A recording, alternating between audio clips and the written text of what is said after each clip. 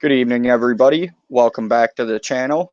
I'd like to welcome back all my players again, and welcome to Naxxion Session 5. All right, we're going to go ahead and do some introductions. Start it up with Devin, you're up. What's up? I'm Devin. The character I'm playing is a half dwarf, half elf druid named Adric. Resembles a dwarf mostly. Nobody knows really that he is a half elf, except for a couple of strange run-ins he's had recently. And he's eager to get some of this done. The last session he had kind of put him in overdrive with trying to get this balance fixed up. So he's working on that.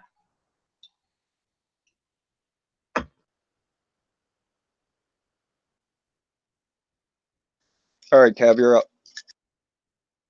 Yeah, hi, I'm Kev. I'm playing Bastion, a human fighter battlemaster. He's quite adept at using both of his hands when fighting. He's a bit of I want to say, confident sword fighter. He's been on the high seas for most of his life now. He's been used to ship to ship fighting, both protecting as well as raiding at times. That is the life of the sailor. He's found some unusual companions.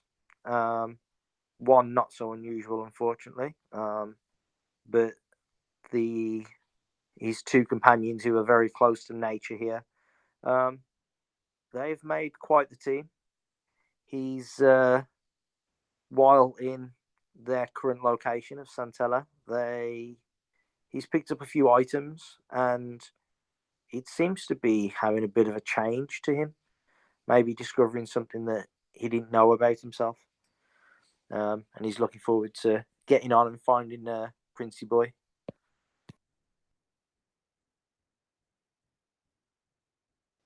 Nice. Mike, go ahead and bring it home. I'm Mike. I play Trigger and his companion Nixie. He's a ranger with a bit of a mysterious past, kind of on the run. Nixie is a pseudo dragon, a very rare companion. And he's got some really good friends now. He thinks he's met some halfway decent people that don't seem to really want to use him for anything other than his friendship, so he's sticking around, and they've had some really cool adventures so far.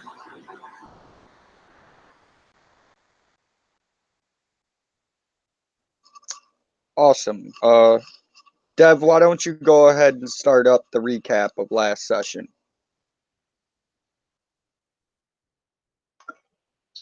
Recap of last session. It was crazy. We had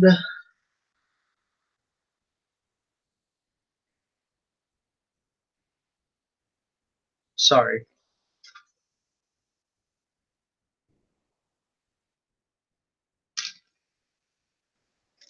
You're good. Go for it, man.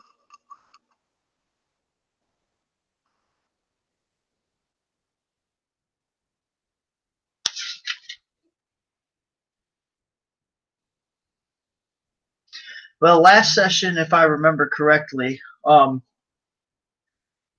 party reunited, and it was a joyous occasion for some of us. Old Seabass couldn't care either way, really, and but we all got back together, and he met us at our camp because we were on our way to I think it was Santella, and Red met us at the camp with one of the king's aides by magical means, and we traveled for another day or so, and then we arrived there. We arrived to the King's Aid took us to Pride, which was a very extravagant inn, more glamorous than anything that I could have ever hoped to see before. And I'm sure it was the same with my little ranger friend. The sailors, they're probably used to seeing foreign extravagant things like that. They go all over the place. We met up with Marv from the caravan, and he gave us some payment and, extended the old lifelong invitation to help travel with them.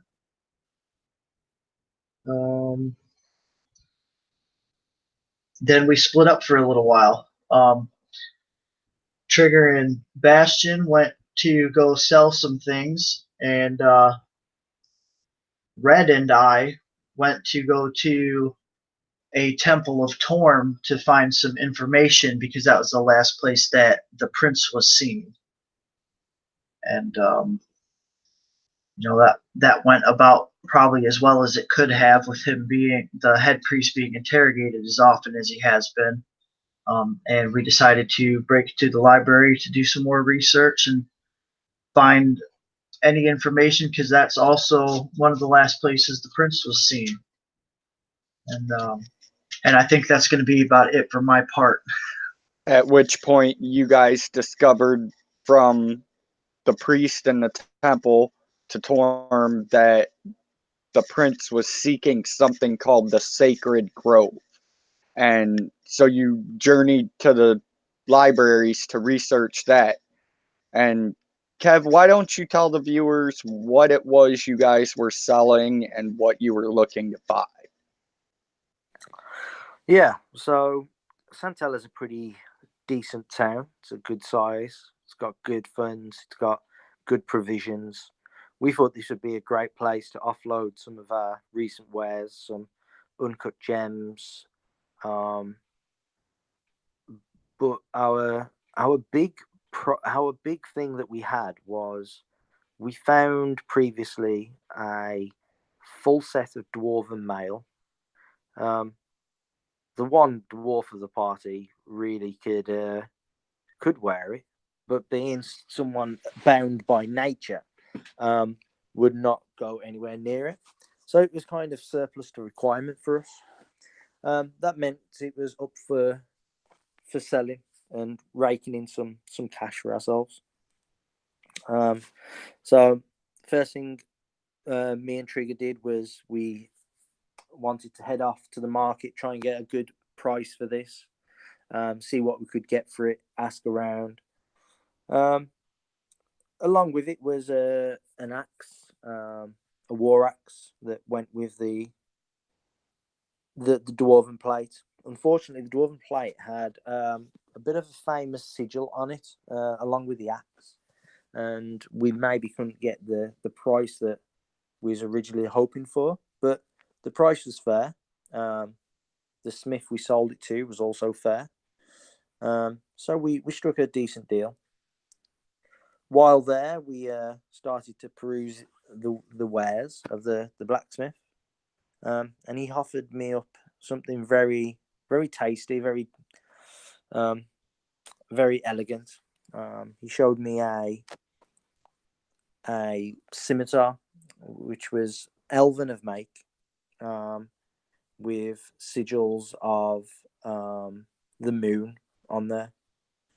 Well, I didn't want to spend the gold just for a scimitar, so I went and got it appraised at a local wizard. It was quite a strange wizard. He was huge. He was a golden dragonborn. But he appraised it for a fair price, and the results were quite to my liking. This was a elven moonblade. Needless to say, I snapped up the moonblade along with some paste that was going to help me see better in the dark. It seems to have done a little bit more than that over the last 7 days, but yeah, I picked up some paste. Trigger here, he picked up some crossbow bolts and managed to get some of them enchanted. Enchanted with some fire spells. And he was also looking around at some other some stone-studded leather armor, just to help with that extra bit of protection. Obviously, being someone that's attuned to nature, also he didn't want anything metal really, so he just he picked up some stone-studded leather with some gems in, some hard gems in. So he's looking a little bit sparkly in the right moonlight nowadays. Yeah, we had a real successful shopping trip. There was one other piece that I was quite interested in, but I didn't have the gold for. Instead, it seemed like it had caught the interest of Red when I told him about it. It was a cutlass that was built for people on the sea. That was made for people on the sea, and it would help keep you steady on a rocking boat. Something very important to us sailors. But we'll see if Red went and picked it up at all. Yes, that sword still holds a special place in memory for you. The craftsmanship, along with the enchantments that Ungathol, the Dragonborn, told you it possessed, still ring out to you, being as your background and where you came from. Mikey, why don't you tell us what happened when Santella was attacked and you guys came to their defense? At first, we were all grouped up after having just met and being reunited. We noticed people running for their lives, or so they looked, and there was a commotion down the way, and we all went and checked it out. And I don't remember the creatures that we were fighting. I believe they may have been undead, but I could be wrong on that.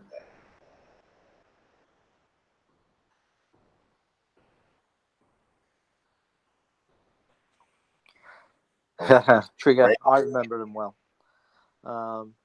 It was like suits of wooden animated constructs of some sort.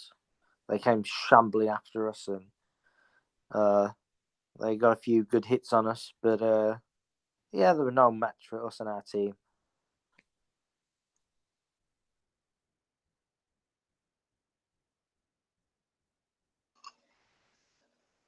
So the city erupted in chaos, and you guys came to the defense of them, unbeknown to you that it was another one of these perversions of nature. And now that the din of battle has ended and chaos has died out and things are going back to normal, you put a few things together that this is not the first time something unnatural to the balance of the world has happened along your trip. But neither here nor there. Santella was gracious and thankful for the aid that you lent them. They spent the next few days fawning over you and the guardsmen and the acolytes and priests from the temples that came rushing out to the aid of the city. They launched a huge feast in all of your guys' favor. And merchants from all over the city told everyone that the champions of Santella would always be welcome and would receive favored discounts when they came shopping or knocking on Santella's doors. The Pride itself decided that they weren't going to accept any coin from you for the rest of your trip for food and lodgings of staying there. And so the days passed blissfully to your road-weary bones. Days of lounging in feather beds and scented baths and some of the finest food and drink that you guys have ever tasted. 7 days have passed since that first night here in Santella. And you guys have decided through your investigation of the prince's tracks and where he was supposed to have gone, that you're going to follow off to the northeast to find out what lies in this sacred grove. Hopefully something concrete you can bring back to High King Overton and claim your prize. So you've decided that you'll leave the morning of the 8th day. So you spent this week preparing yourselves for the road, gathering the provisions you've mentioned before, along with some more mundane items that are always needed for travel, rations and food for the horses, and a few extra horses. But you're all struck in odd this morning, the morning of the 8th day, the day you're all knowing that you're supposed to leave. As you meet in the common room of the Pride, your party is missing a significant member of its grouping, and you all strangely look at each other as you make your way to your normal table and sit down to get your breakfast. Red shows no sign of occupying his chair or any chair in this tavern. He also shows no sign of answering his door when you knock at his room. But as you all come to terms with this, the barmaid Yvonne comes over and drops the normal breakfast plates and tankards in front of you, and also a rolled scroll that bears a big red closed fist on it. Bastion, you know this seal. It's the same seal that's on Red's signet ring that he wears on his hand and has since you've known him. Opening the scroll and reading it, you find that Red also has been struck by the fancy of this cutlass you spoke of, this mermaid of the depths. And he struck a bargain with Ungathol the Dragonborn merchant in order to procure this item. He's going to provide a service to him, and he will meet you along the road. But to not delay, and to track the prince as fast as you guys can. So with heavy hearts, you guys know that you'll set off again from the comforts of Centella into the wild, short one of your companions. From all the maps you've garnered and all the information you've pulled from the sages and the libraries and the vaults, everything that you can find points this sacred grove to be about 2 10-days worth of travel to the northeast of Santella. Knowing that from the maps that you've garnered, you expect that you've got about a 10 days worth of fair travel before the weather turns to its wintry bite. It's a peaceful few weeks along the road. Nothing serious to write home or send letters of, short of watching graceful animals that aren't expecting travel this far north this time of year leap into the trees and bushes as they evade your eyesight. You set your camp that night knowing that from all you've gathered, the grove should be somewhere along the next day's ride ahead of you. You pitch your oil-skin tents and get your fire going and begin preparation for your food and for your last night of rest before hopefully you find the Princess Trail. Is there anything that any of you would like to do this night?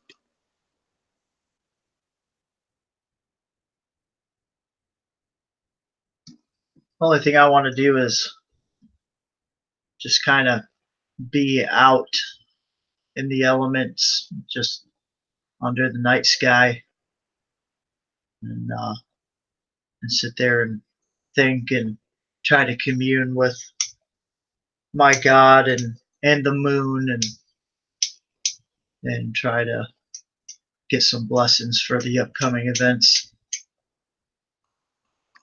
Adric, you've been integral in this ride and leading where you're supposed to be going, almost as if you feel a strong pull pulling you in the direction of what once was one of these holy places on the land.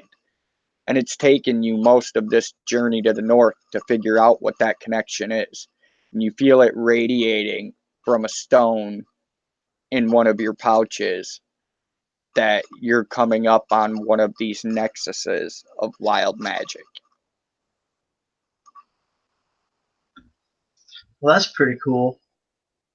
Is it like super close, or is it still quite a ways away?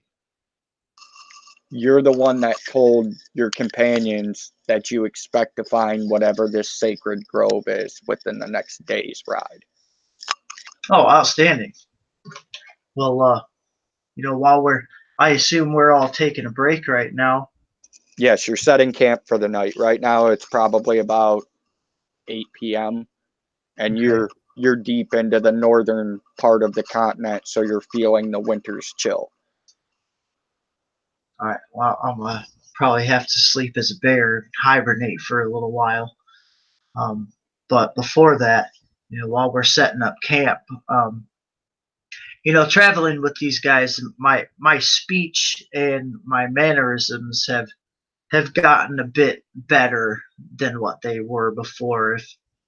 If we've got any people that have watched before, but he's coming around a little bit.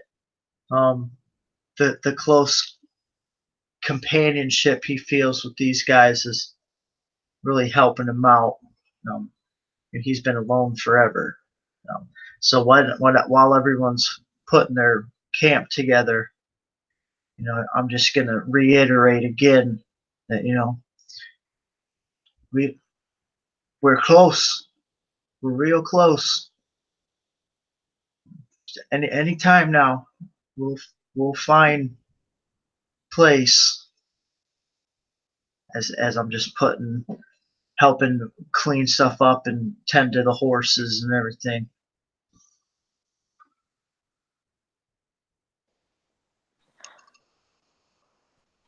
Trigger, what do? How have you handled this journey into the Northland? Trigger's been experiencing a lot of weirdness as of late. He sought some advice in the city and received a book that he's been kind of poring over and trying to learn about what's going on with him. He kind of sees lots of strange auras as of late, and even notices Nixie's aura. He knows that it's not just some bad mushrooms he might have gotten on the side of the road. And, I think he's been doing a lot of studying. And tonight, I imagine he'd be curled up with Nixie by the fire as soon as everybody was done setting up. He pitched in what he had to do to help everybody else out. I think he's reading that book. Agreed. And that heavy woolen cloak you purchased in Santella is worth its weight in gold to you now as you sit by this fire, staving off the cold winds. Bastion, you've tended to the horses for most of this journey. You've, unknowingly to you, struck sort of a kinship with this horse and these two ponies. You kind of attribute it to the fact that you've been running around with these two for the last few 10 days who are all synced up with nature. Why don't you tell us what's going through your head right now? Bastion is not used to the weather changing to cold. Being on board a ship, whenever it got cold, the ship just went south. It just moved with the temperate weather. So this might be the first time that he's really caught out in the kind of harsh land with, little comfort around him. So he actually has this fur. You can't call it a cloak. It's just more like a fur pelt that's been treated, that he's kind of wrapped up in. The two nature boys weren't happy with Bastion picking this up back in town as supplies, but he's definitely glad he is. He brush out the horse's mane and prepare it, take the saddle off, hobble it for the night, so it's let it graze, so it's pretty comfortable. These guys, especially Trigger, have been telling me the kind of mood and the triggers of the horses, so I can kind of get used to their mannerisms a little bit more. With me tending to the horses, it allows Trigger to go and hunt, and it allows Adric to set up the camp and secure the camp, sort of thing, and do all the survivalists there. So we've settled into a pretty tight routine, a tight team, just like on board a ship. You've got those that do the sails, those that do the rigging, those that steer. You know, we've got a good balance, and we're pretty used to each other now. Once he's done the horses, he'd go and sit down by the firelight, and he can't help but draw this moon scimitar. Every night he's done this, and he just lets the moonlight, whenever it appears in between the clouds, just kind of play off the edge, and let the moonlight dance around the camp.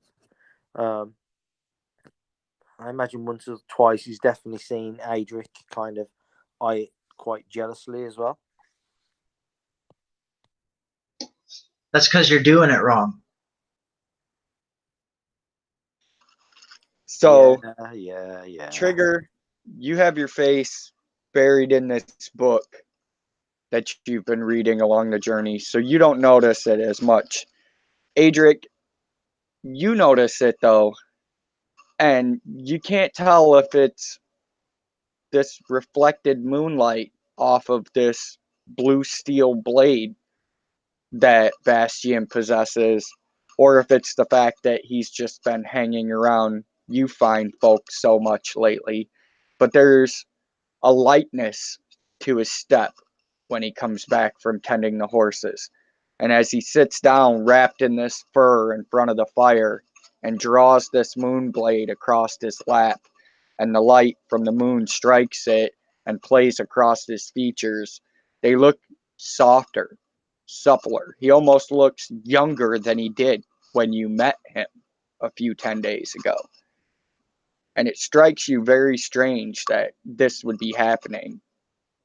But again, this is not the first unnatural thing that's happened along your journey. Your mind reels back to the city of Santella. It reels back to the small village and the curse of the Orc's Tusk. It reels back all the way to your first meeting in High King Overton's lands. But you can feel it in your bones that it's building. It's got to come to a crescendo at some point. You know it in your heart. You get the distinct feeling that you should all get a good night's rest, because it might be your last for a few odd days while you're hunting this prince. Adric, you say that we're close, yeah? I mean, I don't want to go picking out curtains with you, but I mean, I think we're getting there. Well. That's good to know. Hopefully we can get there and back again before the There and back really again. nasty. Yeah, The 12-inch tail. Yeah,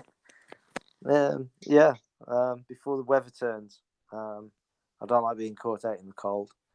You want me to turn into a bear and cuddle with you? No. I remember what you did last time.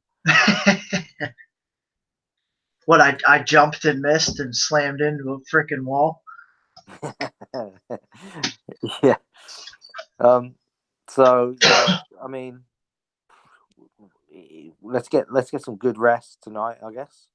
And, Yes. You know what? Recently, the watch has been so much easier. This pace seems to have allowed me to see in the dark. That's why I bought it, obviously, but I didn't realize it would work this well. Strong nature. Moonlight help you see. Yeah, definitely. So, yeah, it definitely helps with the watch in a way, doesn't it? Don't have to rely on the fire too much. Me seeing dark, so we're fine. And No, it's nowhere near as dark here as it is in the cities, especially cities like Suntella that have so many rising layers of stone buildings and monuments. It's a clear winter night. There's hardly any clouds in the sky, and the stars seem almost brighter here than anywhere else in the world. Adric, you feel it for sure. This gem that you carry almost hums. In fact, you occasionally look around the camp to see if any of your companions hear it. Like it should be audible to them the way it hums to you. You look over and Trigger's reading this book that he's pored over for days. You don't really understand. You're like, why does anybody need a book when you can just look at what's around us and it'll teach you everything you need to know? And Bastion has pored over this blade and these newfound abilities that he's registering in himself. You see him go through his paces when he does his forms and his poses for the day, and he seems almost excited, almost a child at play with the eagerness that's on his face. And you all sat down to a nice hearty stew meal to warm the bones tonight before bedding down. And as you sit by the fire, having deemed who's going to take what watch, before you crawl off into your oilskin tent, Adric, you pull this gem from your pouch and you let it pull in some of the moonlight and some of the firelight. And you see these orange and silver lights swirling down inside this gemstone. And you watch the play of it for a few minutes and you stuff it back into your pouch and look around to see if anybody has noticed you. And then you decide to make your way to your bed and get a good night's rest. Trigger, you don't even realize how late it is. You see that Adric has decided to get up and make his way into his bed. And you look up to the sky and see yourself that the hour is late. And with a strong yawn and stretch, you close the book and scratch Nixie to wake her from her sleep in your lap and carry her off to your tent to sleep. Bastion, you've been asleep for a while now, but nowhere near as long as you used to sleep. And the sleep that you've been gaining, that you've been getting lately, you don't want to call it troubled because you're not troubled. You're you're at peace, but it feels more of a dream world than it does being asleep. You can you can almost feel and see your surroundings around you while you're sleeping. You know that when you went to bed, Trigger was still sitting by the fire with his book open and Nixie perched on his knee. You know that Adric had crawled off and was snoring soundly in his tent a few yards away. You knew almost to a T that the owl that swooped through camp was on its way because you heard it leave the branch a few yards east of where you now sleep. It all seems strange to you, and you kind of attribute it to this paste that this dragonborn sold you. And for a moment, you wonder just how far these changes are going to go. Before you know it, you hear Trigger's voice outside the tent flap calling you to take your turn at watch. uh, Bastion would kind of anticipate this almost. He heard the voice and surprisingly very kind of sprightly, very awake. Um, I mean, he's used to having short shifts of sleep and having to get up. But he's always felt quite sluggish first thing. Now he's literally wide awake, like he's had 8 hours sleep. Without even stretching, he gets up and kind of gives a nod to Trigger and grabs his fur, like skin, almost, not even a cloak. His fur pelt, wraps it around his shoulders, and makes sure he doesn't stare into the fire, and kind of he's always got his back to the fire, so he's looking out into the darkness.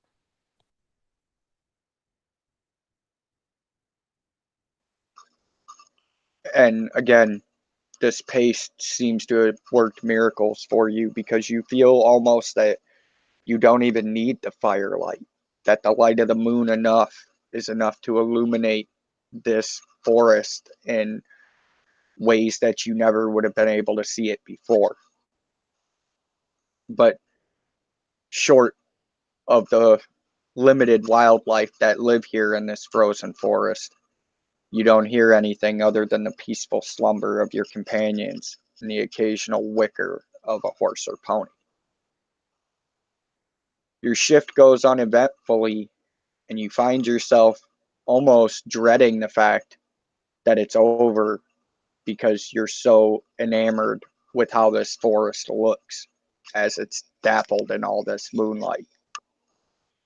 And again, you feel the pull from the sapphire that's resting in the hilt of the moon blade as it slowly absorbs more and more of this moonlight. Damn, I think I've been around these two too long. I'm almost feeling at peace out here.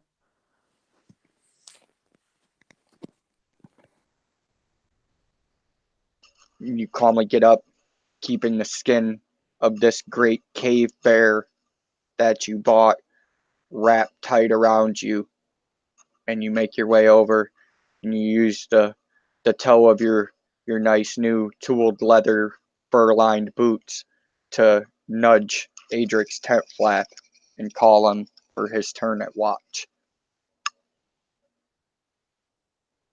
Adric, you were sleeping peacefully when you heard Bastion's call, having a very pleasant dream, watching the seasons change in that land you grew up in, that evergreen area that your mother and father had met in.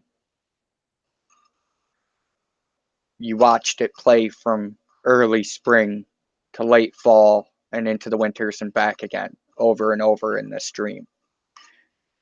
And you hear Bastion call, and you bring yourself back to consciousness, and you feel at peace. But immediately you register that incessant humming again from the gem that you carry in your pocket. You spend most of your watch sitting in front of the fire, looking not at the fire and not at the surrounding frozen forest, which would normally garner all your attention with all the ripples of light off of all the ice and snow dappled all around. But you don't watch the forest. You watch these flames, these silver and orange flames, swirl in the depths of this gemstone. And you hear the elven champion of Obad's high voice registering over and over again in your head. We will need your help, seedling, to restore the balances to the world.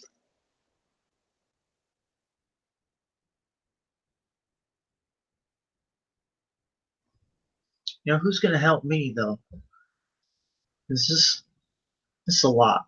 Now, I got that gem from the Obad High Priest chick, right? That magically disappeared. That gem was inside of the transport that the Wraith and the perverted Ents used to break into Centella, and the champion of Obad High purified it of the negative energy it held. and Right. then you took it with you. Okay. All right. So yeah, I just stare at this mysterious stone and listen to these voices, and zone out, and here and there I kind of go back in thought to my homeland from my dream and to my parents, and that was a long time ago, and now, and I've always questioned, why was I born? Why would an abomination like myself even exist in the first place? And for the first time, I feel like I'm coming close to some kind of an answer. Um, so all I can do is let the moon guide me, baby. The road's been long for you, but you've had a lot of things lately that have helped keep your faith in what you're doing strong. The fact that you've seen a few others who possess the knack to see the balance and want to keep it, and they've championed along with your cause, has given you renewed vigor. And you are so enamored in this stone and days gone by that you don't even register it when Trigger climbs out of his oilskin tent with Nixie on his shoulder and states that he's going to head off to see if he can garner you guys some breakfast. Trigger, you say this, but Adric doesn't respond. It takes you a moment to realize he's not looking at the embers of the fire. He's looking at something he's holding in his lap. And you say it again as you go walking up towards him. Hey, I'm going to go off and see what I can scrounge us up to eat. And he stows whatever it is he had in his hand in a pouch at his belt and looks up and goes, I'll build the fire up.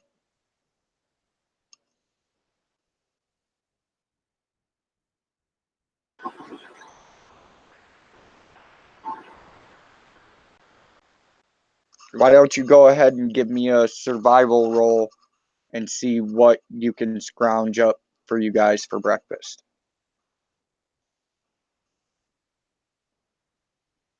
The 19.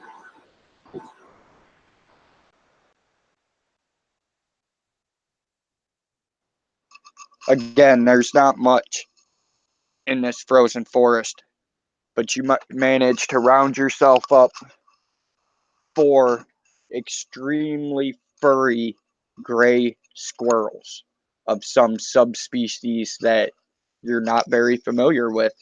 You haven't spent much time this far north, but you know that they're of the squirrel family.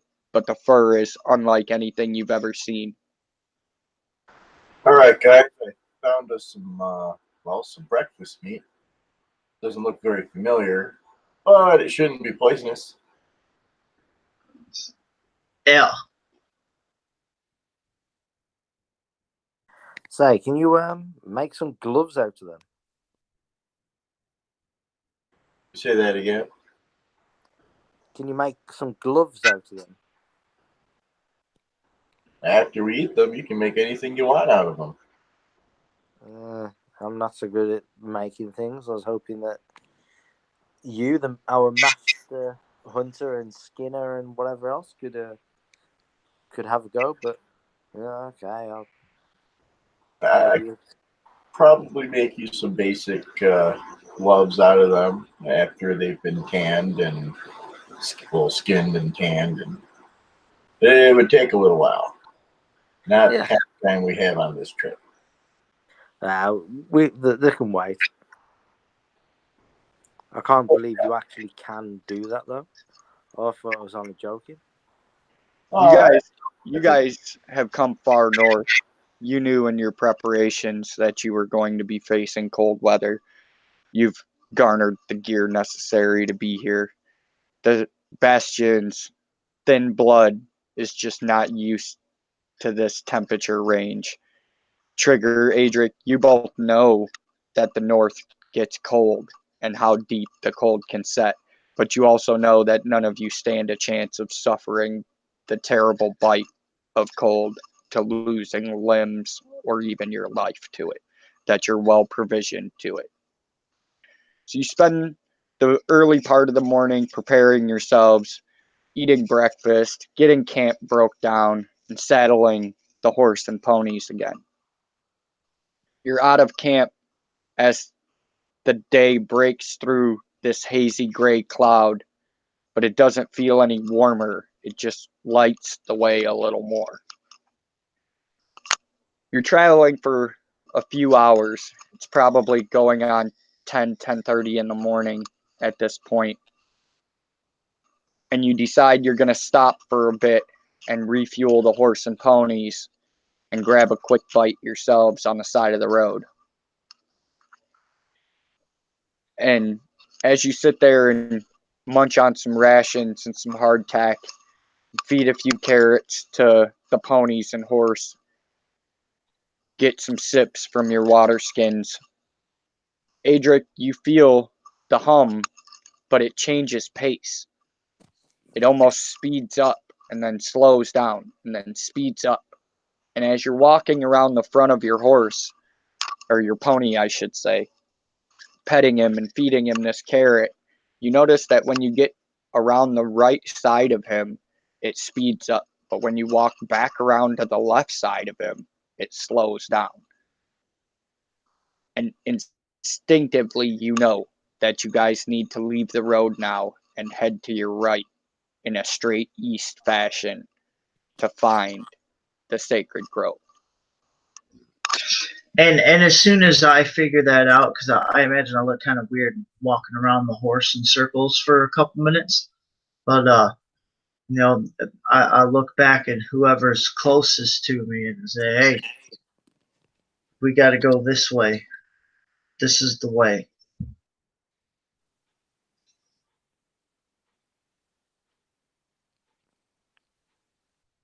Okay, let's go. Upon further inspection, looking around this side of Adric's pony, Trigger, scuffing your nice new leather boot through the snow, you can see that there's a hard-packed game trail that leads off to the right in a general east fashion. So you take up the lead position, leading your horse by its bit and bridle, keeping it in this narrow game trail track, establishing a track for your companions behind you to follow. What exactly is the marching order that you guys are marching in, and who is on their horse or pony and who is walking it? I'll take point. I was gonna say if Trigger's taking point, then I would take up the rear, just like how we have been doing when we're traveling, because we're more attuned to nature and everything like that. So I think it's a good way to do it. And I'm also not on my horse. I'm leading my horse, pony. Yeah, Bastion would be following Trigger and Adric's lead. So if Trigger wasn't on his horse, then yeah, Bastion wouldn't be on his horse. At this point, I am definitely leading my horse. Better And you, behind me. and it's probably a few yards into this trail that your wariness, Trigger, pays off in dividends when you find multiple little spots where it would have been very easy for your pony or for Bastion's horse to roll a leg and break an ankle. So that world-wise error that you have come to garner has come and paid off in dividends again. You travel along this game trail for no more than 20-25 minutes. You're just starting to settle into the rhythm of marching single file along this trail where you were riding 3 abreast along the road. And you come through in between this stand of frozen pines that are very tight together. They block out the dull orange from the sun for a second as you pass through them following this game trail. You come out the other side to see that this game trail overlooks a cliff face that goes down probably 100 to 150 feet. And down in the bottom of this ravine, sticking up out of the sides of the frozen cliff, you can see minarets and turrets sticking up out of the side of the walls. It's hard to tell, but it almost looks like this entire balcony and the few parts of the towers that you can see, it almost looks as if this whole palace could have been carved of ice. Adric, the gem that you carry in your pocket feels almost ready to explode with the strength of this holy, or is it unholy, place that you guys have arrived at. What would you guys like to do? We're just looking at this place now. We're walking up to it and we see it. You come out of this crops of trees and you realize that you're up on a cliff face about 150 feet above this big scar in the land, and this thing is built into the side of the cliff face down in the ravine about 150 feet. You can see the tops of the towers. So it's across from us? Yes. Though it's not a straight drop to it? No, it's the ravine comes like this, and you guys came out on the cliff up here, and it's built all down into this side. It looks almost as if this thing probably sat on the land above at some point, and the earth decided to just pull it back down into the ground with it. I'd like to hit it with a couple fireballs, please. Send it back down. So, Adric, I guess we're going to leave the horses, descend.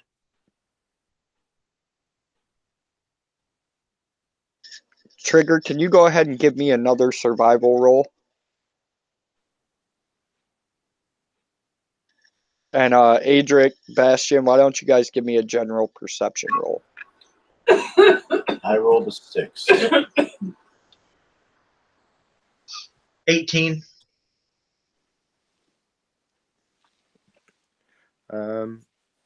Let me see what my perception is. That's a lot. I rolled a 15 plus 6, 5. So an 18 and a 20. Yeah. I rolled a survival, but I don't know if you want me to or not, but it was huge. Okay.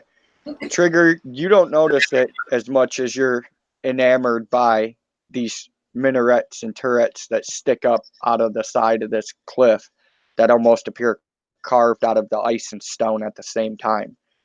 But Bastion and Adric, you guys notice it right away. When you exited this crops of trees to stand on this cliff face overlooking this ruin, you've noticed that you're not the first people and horses to have stood here.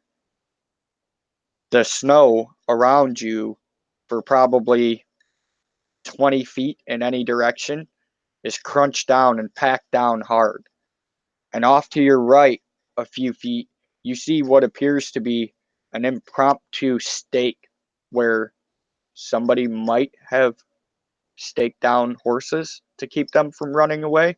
You see the distinct marks of boots and hooves have stomped all this snow and ice down and compacted it about an inch and a half lower than the surrounding areas.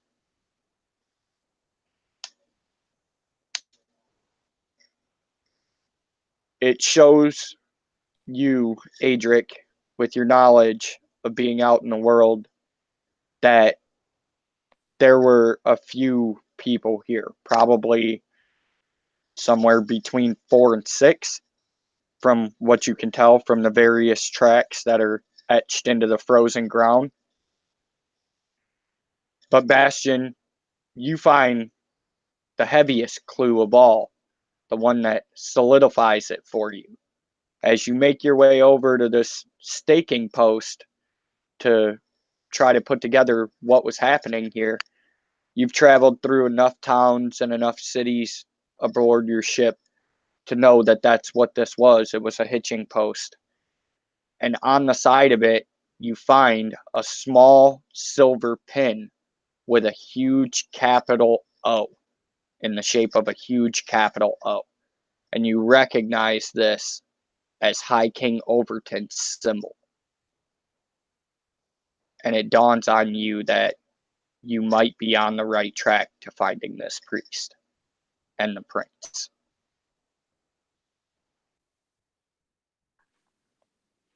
Oh, well, I'll pick up the pin, kind of flash it in the moonlight or in the light, whatever time of the day it is. Flash it and kind of turn it over, and then toss it over to Trigger and say, "Take a look, Trigger. It looks like we're on the right tracks." And I don't see any of them flashy silver order bastards as well. You should keep it on you for later. And that way we're not leaving it for other people to find that might be following us. Good idea. Is there any way actually you could cover up some of these tracks? Oh, I think that can be arranged. I'll happily go back and cover our tracks a bit. Trigger, you find that the tracks you and your companions have left are easily dissuadable. But the tracks from this other party have frozen over and over again through the thawing of many days and refreezing of frozen nights. And it would take you a long time to disassemble all of these tracks to leave no trace. Time you and your party don't have. So, we're going to pause there and take our 5-minute break. Everybody go ahead and go hit the bathroom, get something to drink, whatever you need to do. And we'll come back in 5 minutes and we're going to jump right back into this. Cool. Peace.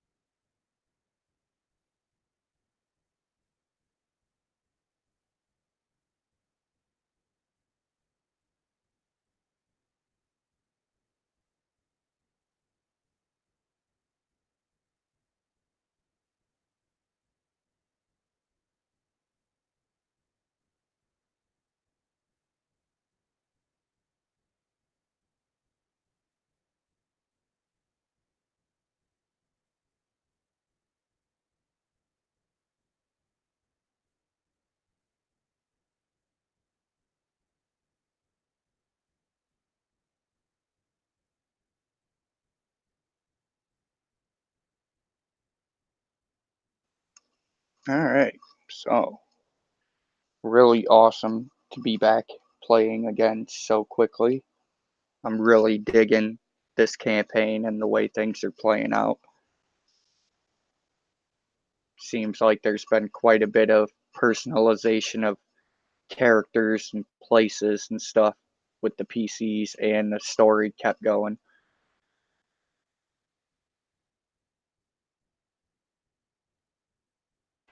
Yeah, I'm really enjoying everything, and I apologize for all the eating. I didn't even get dinner yet, so not just a snack, I swear. I mean, I am a fat guy, but not that fat. Go for it, man. As long as you're not one of those guys crunching into the microphone, I don't give a damn how much you eat. Nom nom nom nom nom. Exactly. Yeah, I can't stand that either. That drives me nuts. So I try not to do it to anybody else.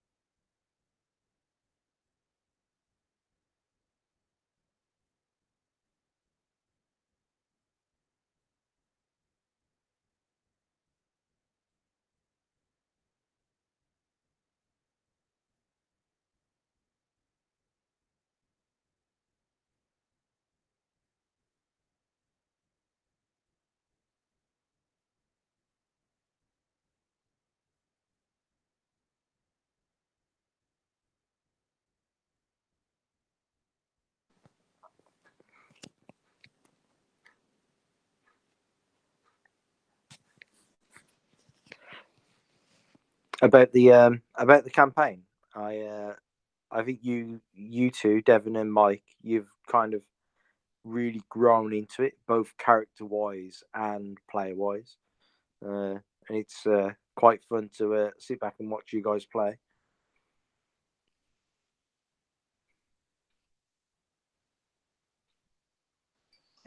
Yeah, Devin and Mike have played with me around a table for years and years, but this is the first serious campaign we've got going online, so it's been a bit of a learning curve for everybody.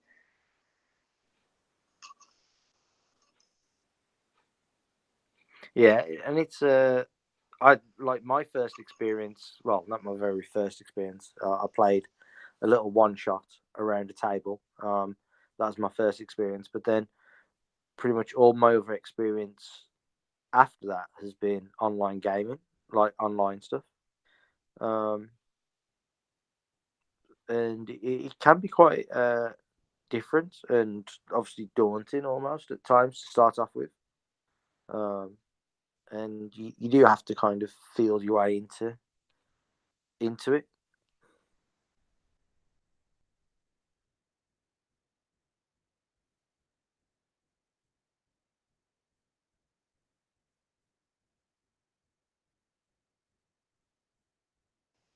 Yeah, it's been nice watching them evolve into their characters and watching their characters evolve.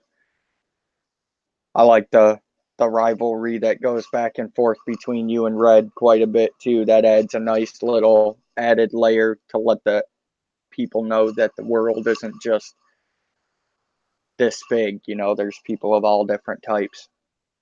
Yeah. Um, and it's something that we obviously spoke about a lot in when we was creating our characters, and the different types of kind of swashbuckler that we could portray. Very much like how Mike and Dev are portraying those that are attuned to nature. Um, we're portraying the more human element of the story, I guess. Yeah, and I really like the fact that even though the four of you are playing two members in each distinct sect, them both being geared around nature, and you and Nathan both being geared around swashbuckling, that you're all still playing extremely different characters. The two nature guys aren't cookie cutter nature guys that are the exact same variation of themselves, and you and Nathan are playing such varied perspectives and character personas of that it makes for a good combination. Yeah, I guess we're trying to play the role rather than have the role play us almost. I guess that's what I think we've done well at. Yeah, play the role and not the class. Yeah, it's something that I've tried to grow into a little bit more and play almost the background more than anything else, and kind of fall back on the background more.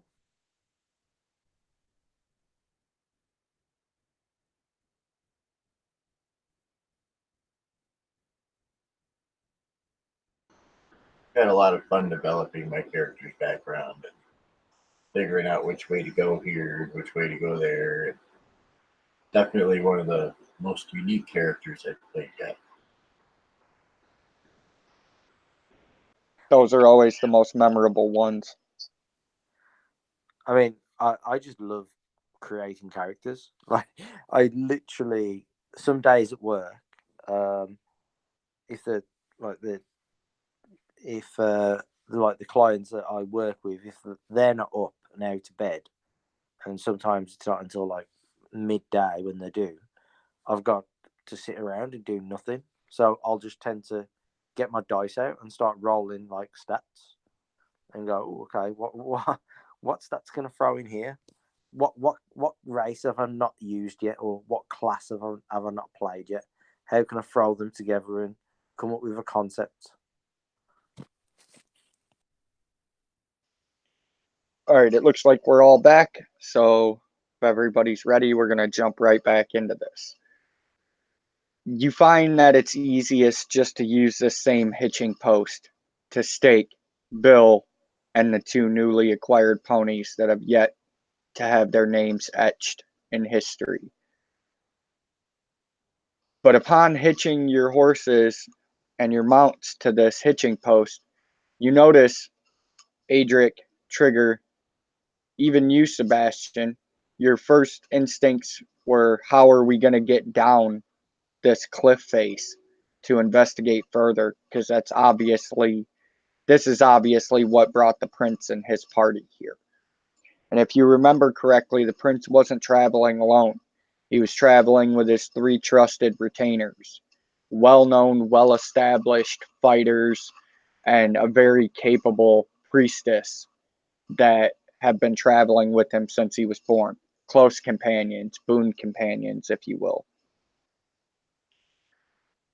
You notice that must have been their first instinct too, because there are ropes pitted into the side of the ice wall down your side of the gully.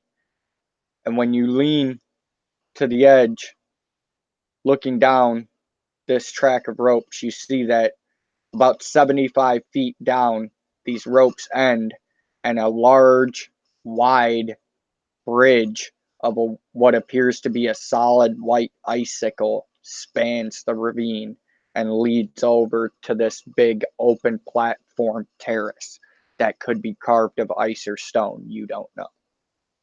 How would you guys like to proceed?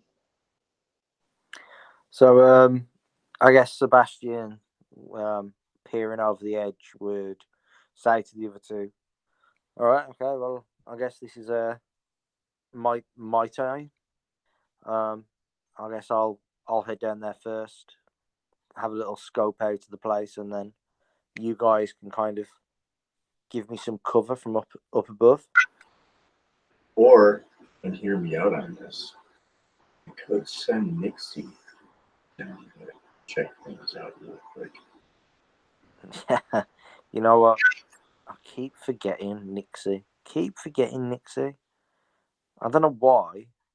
God damn Nixie. Yeah, Yeah, you get a reminder every time you put your boots on. yeah. I've managed to stop that now. Stop that business. So, is that a good idea for you guys, or what do you think? Yeah, that's perfect for me. Have her scout it out real quick. Okay. I'm gonna So go ahead. Trigger, you turn your head, whispering to Nixie unnecessarily, knowing she's reading your thoughts. And you tell her, I'd like you to fly down to the terrace and do a circuit of it and come back and tell me what awaits us at the bottom. She leaps off your shoulders, poetry in motion, the early morning sun peeking through the gray haze of clouds, playing off her verdant green scales, rippling down her back as she catches the current and dives over the edge of the ravine. You feel her elation telepathically, as you always do within the first moments of her taking flight. It's a joyous feeling that almost overcomes you. You almost have the urge to leap up and whoop and punch the sky in victory. But you fight through that reaction and you just bask in the fact that Nixie's happy. And she flies down, and you know that you've got plenty of range for her to communicate these feelings back and forth to you. You've done it over much greater distances before. And you estimate that this platform, this balcony of ice or stone, if you walked in a straight line, would probably be no more than 300 yards away from you. But because you have to climb down vertically 75 yards and then traverse the cavern on this ice bridge, it's probably closer to about 500. But you know that you can keep that telepathic link with Nixie going throughout that distance. But as she crosses over the center point of the ravine, probably 50 or 60 feet still above the bridge, only 20 or 35 feet lower than where you stand right now, but a good 75 yards out into the cavern, you feel that link, that telepathic bond start to waver, and you feel the concentration between the two of you slipping back and forth. It unnerves you, and you're almost paralyzed by fear for a moment. What goes through your mind as the connection between you and Nixie flashes in and out, in and out?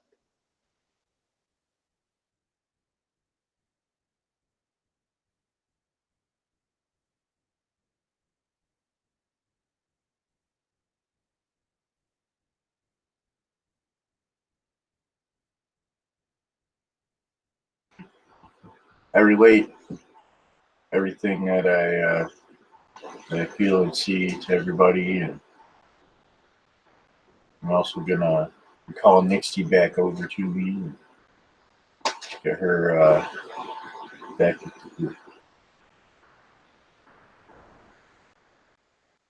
And you call her back, and she returns back to your shoulder, imparting images of something being wrong, but her having no way to physically describe it to you, other than the fact of something doesn't belong here, something's wrong here, something's not natural, something's wrong here. The climb doesn't look unclimbable to you, even in these cold temperatures, even with the ropes having been here for many days. You feel that you and your companions could probably make this climb without too much difficulty.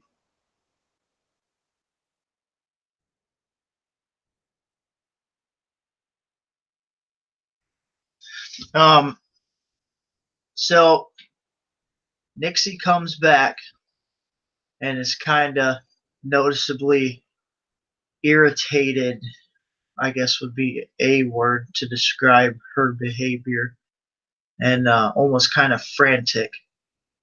And so being as how we're all next to each other, I extend my hand out and I place my hand on her back, and I kind of do that like reassuringly, and I tell the guys, I don't need to be able to talk to her to tell how she's feeling. There's something not right out here, but we need to go. And I'll start getting the rest of my stuff more hurriedly, because now Nixie's reaction to however she was feeling has kind of got me a little more on edge. So now I'm going to start kind of hurriedly grabbing my stuff together and loading up so I can head over to this rope and start to lay down. Yeah, again, Bastion would maybe offer to head down there first, so you guys can kind of cover me from above until I give the okay, and then you guys can come down after me once I've maybe secured the landing point. Yeah, that sounds good. Bastion, you find yourself giving the command for them to come over the lip almost immediately after you swing your body weight over the edge. You feel almost as if you were climbing a mast. That's how comfortable you feel on this rope, on this slip surface. So I'd like you to give me an athletics check at advantage, please. Yeah, I can do that. It's 4. The old pastry boy. Yeah. It's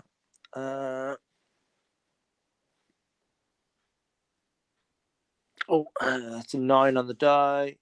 2. It's proficiency 3 now, isn't it? So 5. 5. 14. Oh, with advantage. Yep. Yeah, 14. You feel almost oddly serene climbing down this rope. You're not even disturbing the ice that's built up on the rope itself. You strike the bottom on at the base of this bridge almost at a ready crouch on the balls of your feet, just ready to make your way across the bridge. And you look back up to see your companions both swinging their weight over the ropes and sliding down as well. It feels colder once you hit the bottom of this ravine and you start making your way across this bridge than it did a few hundred yards up the cliff face, almost as if not as much of the sunlight is making its way down in to the crack in the world. You cross over the bridge, you wait for your companions, and you cross over the bridge onto this big, wide platform. Upon closer inspection, it appears that whatever this place was, it was built of a combination of ice and stone. And you're on a large balcony, and you can see scattered breaks in the stone cliff face where you can see worked ice stone walls built right into the side of the rock. And you see down probably 100 feet down the balcony, you can see a large door carved into one of these sections of exposed wall. On this balcony are a few huge icicle stalagmites that have frozen probably from running water up on the cliff face and settled on this balcony. But you all can see that there's clearly a path you could traverse to get to this ice door in the wall if you'd like to. Yeah, Bastion would kind of gently, he just instinctually kind of gently edge his way towards there, but absolutely unshaken like not putting a step wrong. He could probably like close the distance with his eyes closed. He's that confident at doing this at the moment. But just instinct wise, he's just taking it easy and edging across a little bit. And he'd get to the door and just have a little look around the door to investigate it. Call Trigger over. He knows Trigger's quite the inquisitive, intelligent fella. To also investigate it. And you begin making your way across this ice stone balcony, not even thinking for a moment that anything is amiss. And Trigger, you're the first one to register that something's wrong by the telepathic scream that Nixie emits when Bastion goes to make his way across and passes one of these large ice stalactites. And out of what appears to be this huge ice shard frozen to the top of this balcony, you see a very strange creature leap from in the middle of this icicle out at Bastion as he makes his way past. Bastion, go ahead and give me a dexterity saving throw.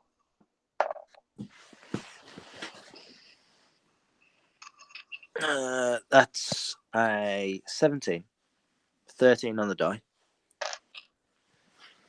Okay, and you're going to take 2 points of slashing damage as this frozen 3-clawed hand leaps out of this icicle attached to the strangest thing you've ever seen and swipes at you and shrinks back into this icicle. Everybody can go ahead and roll initiative for me now. And upon closer inspection, you notice that this is not the only icicle on this balcony. There are multiple that stick up out of the ground.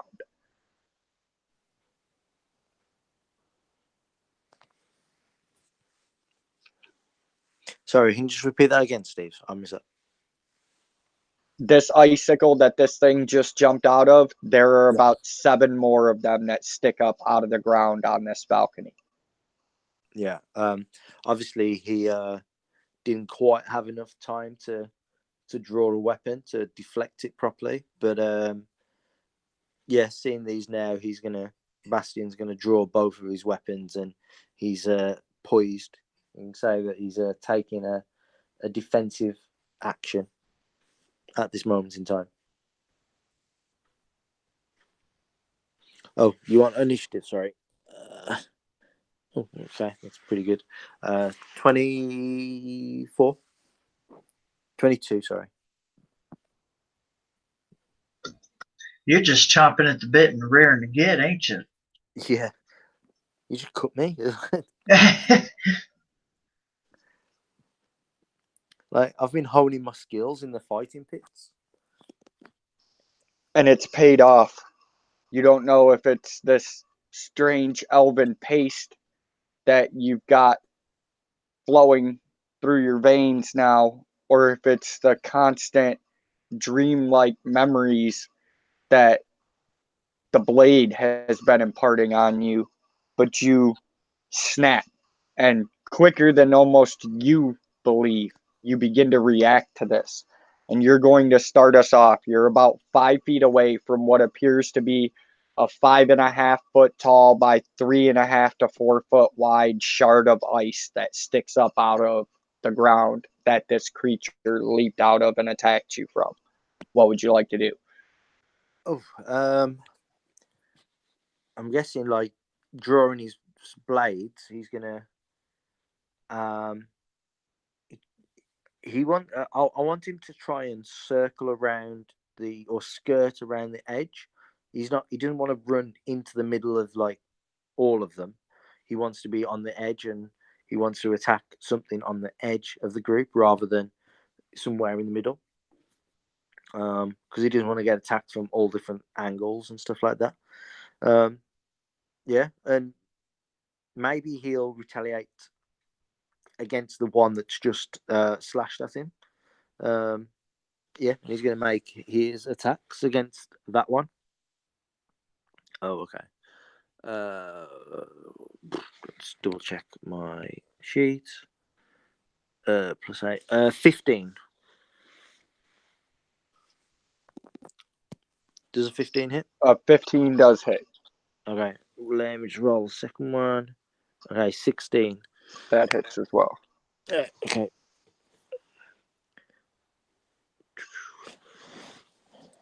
So the first one's going to do 11 points of damage.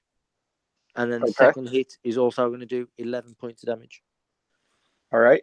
And why don't you describe to us what it looks like when you kill this thing as the ice explodes and reveals the true form of this method?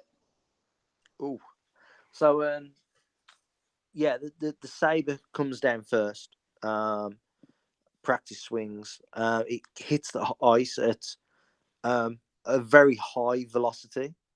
And it kind of glances off, but it digs in deep first, creating quite a fissure in this ice, and then straight away following it up almost like a heartbeat.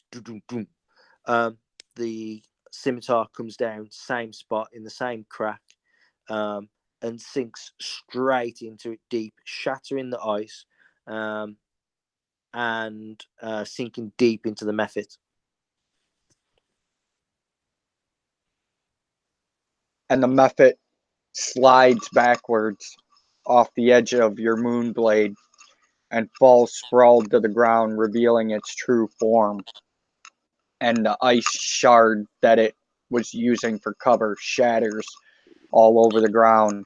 And you see the 7 other ice shards that are on this balcony begin to pulse with an opaque white light as more of these mephits begin to leap from these stalactites.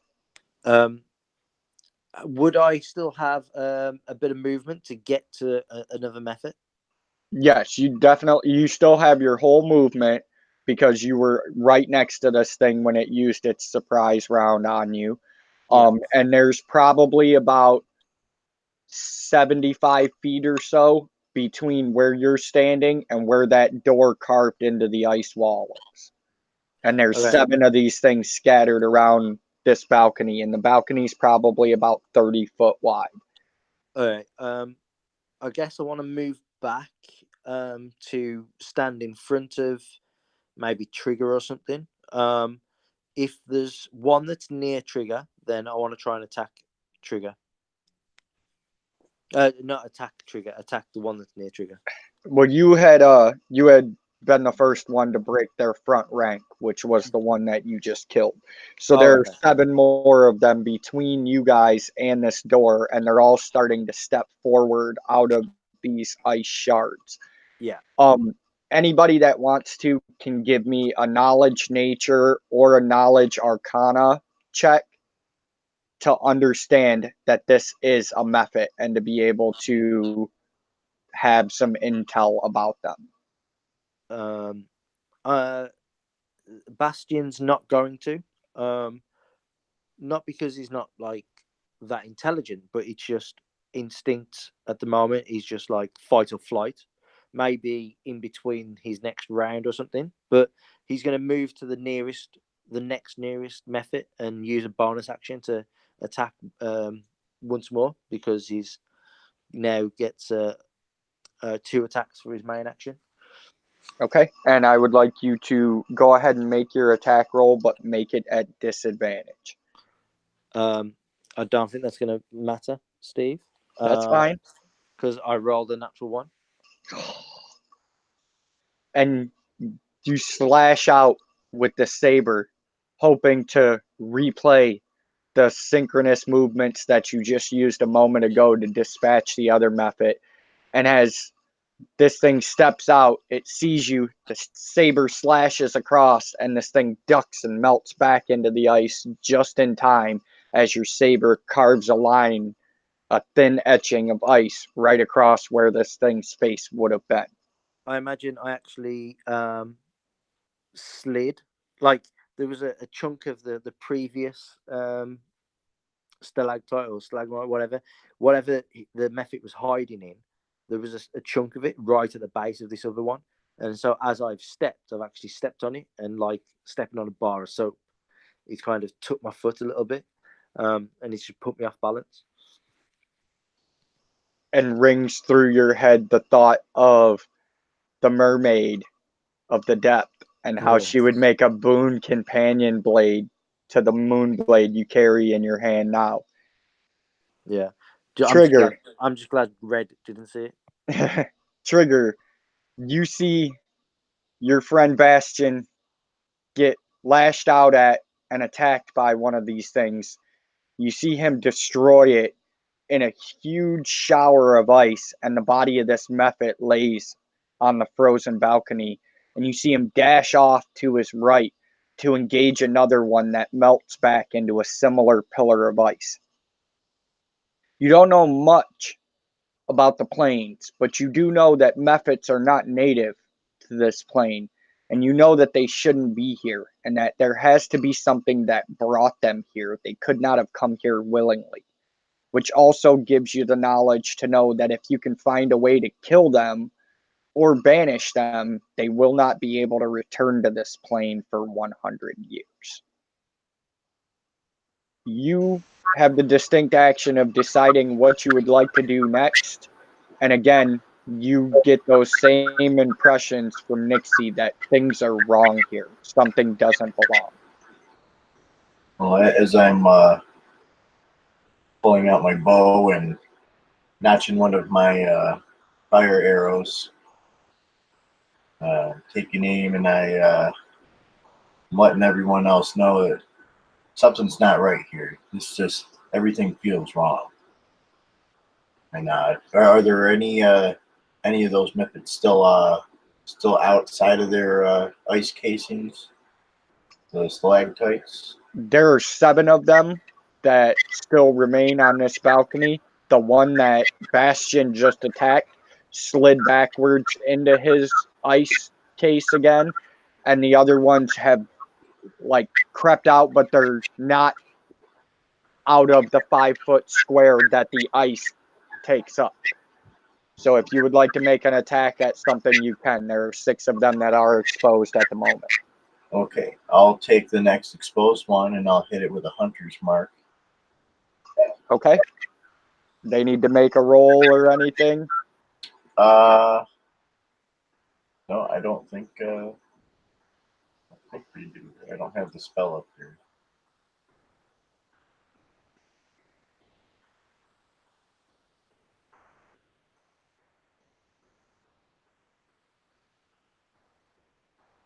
Well, it might take me a minute to find that.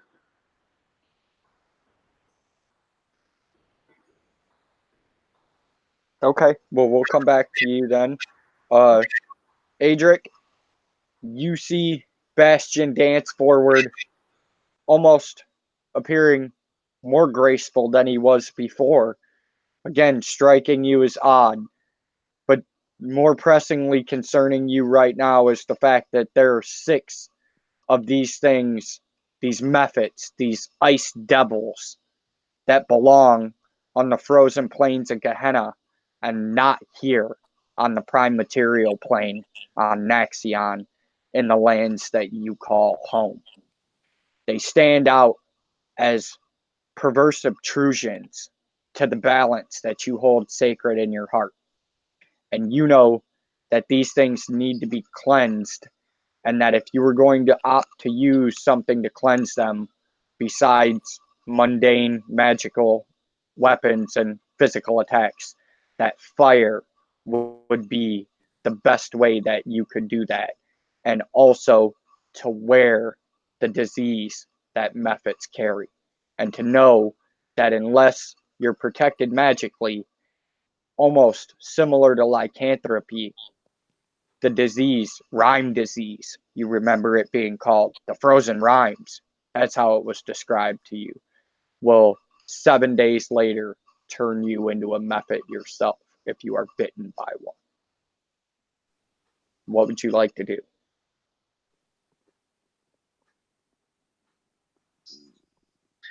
Well, I seen something grab out for Bastion, and I seen Bastion destroy it instantly. And then Bastion went after one that was near Trigger. And then Trigger, did he attack the other one? He shot an arrow at it, yeah? I can't No, remember. he's in the throes of spell casting right now, and you know it to be very common from what you've seen of his battle tactics for him to be marking his target.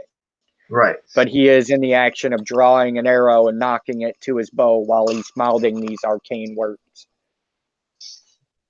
Do I know whether or not these are classified as like demons, or are they just plainer creatures? These are classified as devils. You know that Devils. they come from the frozen tundra on one of the lower plains of Gehenna, and that they cannot come here without either being summoned here by a wizard or someone by the magical means that can connect through the planes, or by some arcane device, or by some rift in the prime material plane that's leaking and letting them in. Something's got to be bringing them here. Okay. How far away is the closest one to me? The closest one to you would be the one that Bastion just attacked at, and it's about 25 yards away from you. 25 yards away from me. Yes, it's about That is halfway. It's about halfway down the full length of this balcony. He made it past the first one, which was about 15 yards into the balcony, and dashed forward and attacked the second one. The first one lies dead on the ground between you and him. Is it yards or feet, Steve? Sorry. Oh, sorry, feet. Okay, so it's 25 feet.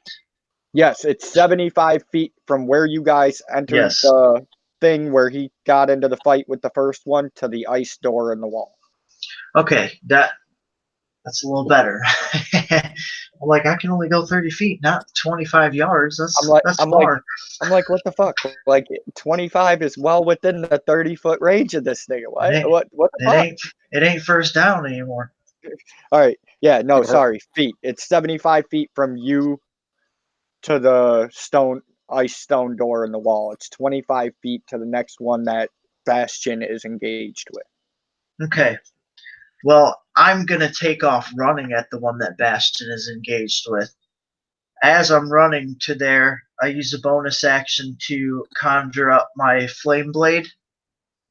And when I get up to it, I'm just going to and just kind of do a one downward slash at it. See if I can cut the damn thing in half. Go for it. You also notice that as you growl through this guttural, almost barking incantation to summon this blade to your hand, you feel it explode from the palm of your hand with a vibrancy that you haven't felt before. It feels just hungry, ready to carve into some of this outsider flesh. All right. So I'm going to make a melee spell attack.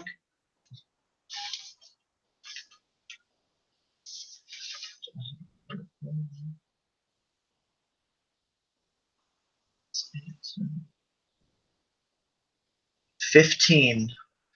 That's a hit.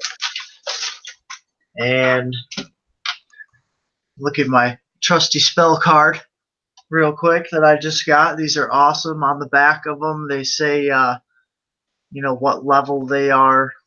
They're really cool. They got the descriptions, everything. Nice. Yeah, very handy. Go ahead and plug the people who make those so I can hopefully get some sponsorship and we'll all have spell cards. Well, that would be Dungeons and Dragons, of course. Made in China. Of course. Sponsorship. All right, so you strike this thing with your flame blade. Yeah, so I hit him, And he takes 3d6 of fire damage. You can actually add. Hold on, let me look it up.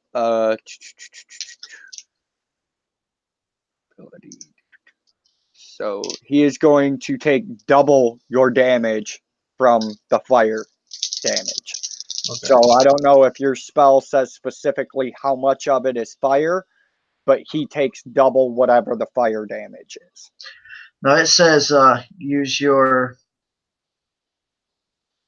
action to make a melee spell attack with the fiery blade. On hit, the target takes 3d6 fire damage. That's it. Then 3d6. The blade sheds bright line in a 10-foot radius in dim light for an additional 10 feet. Then it takes a full 3d6 of fire damage. Okay. But it will, whatever you roll, double it.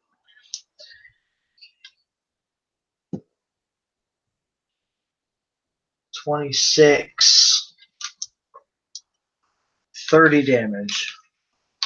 And your blade slips in as the thing melts back away from Bastion's saber cut.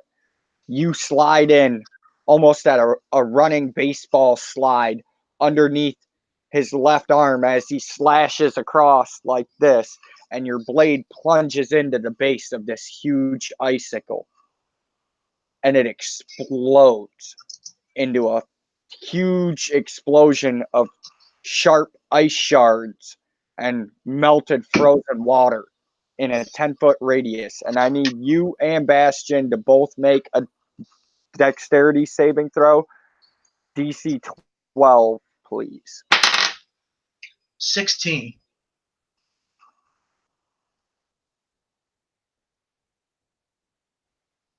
That's my elven side kicking in. Bastion, what'd you get for your dex save? Sorry, 10. 10? Yeah, I failed. Okay, so you are going to take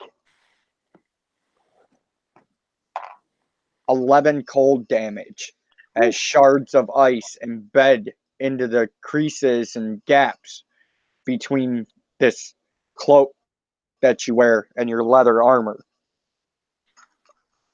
Adric, you kind of expected this. You knew from maybe it was the stone that imparted the wisdom onto you. Maybe it was just a bit of obscure knowledge you knew that brought all these memories and information about methods flooding back to your memory when you saw the first one die. And you knew that these things possess the capability to be able to go out with a bang. So as you slid your blade in, you pulled the fur-lined cloak across in front of your face, and it shielded you from most of the blast as this thing fell dead to the stone. Is there anything else you'd like to do on your turn?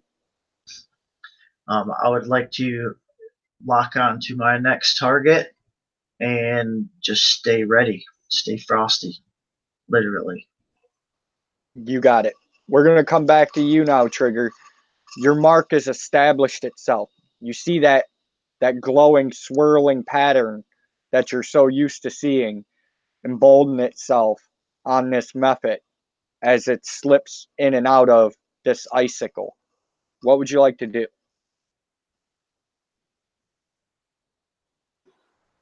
I am going to take my first attack, and I'll be doing that with my longbow.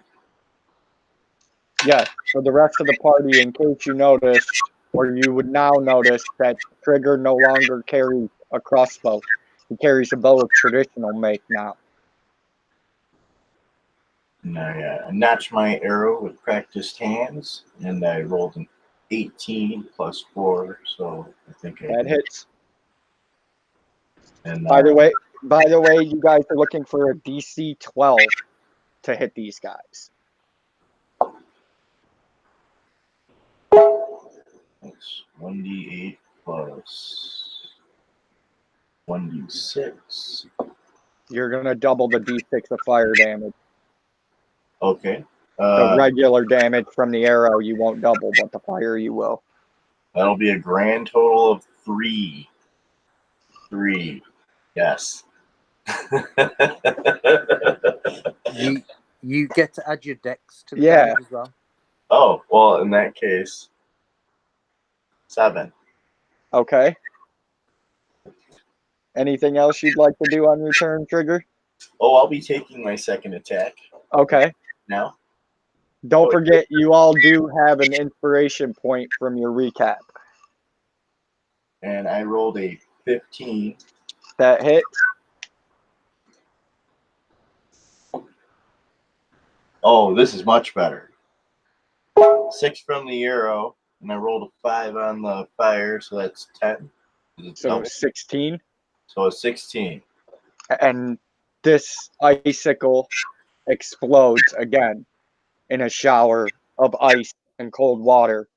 But Adric, Bastion, you guys are 15 feet from this thing when it explodes. You see these 2 arrows fly past you guys, strike into this icicle explode, and these 2 magical arrows fall to the ground, laying in a puddle of water on this balcony.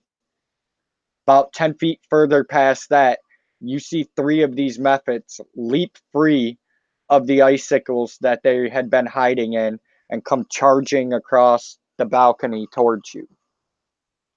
So,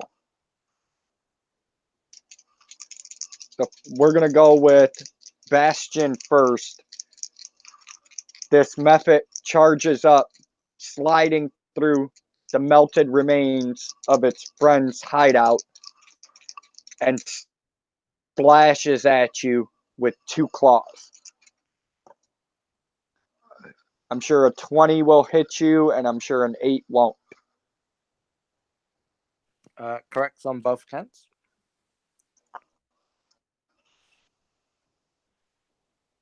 And you're going to take 4 slashing damage and 2 cold damage from this thing's right claw as it slashes across you. 4 and 2. Yes. All right, Adric, now we're going to come to you. The second one charges up, and you hear it take a sharp intake of breath. And I need you and Bastion to both make a DC 10 dexterity saving throw.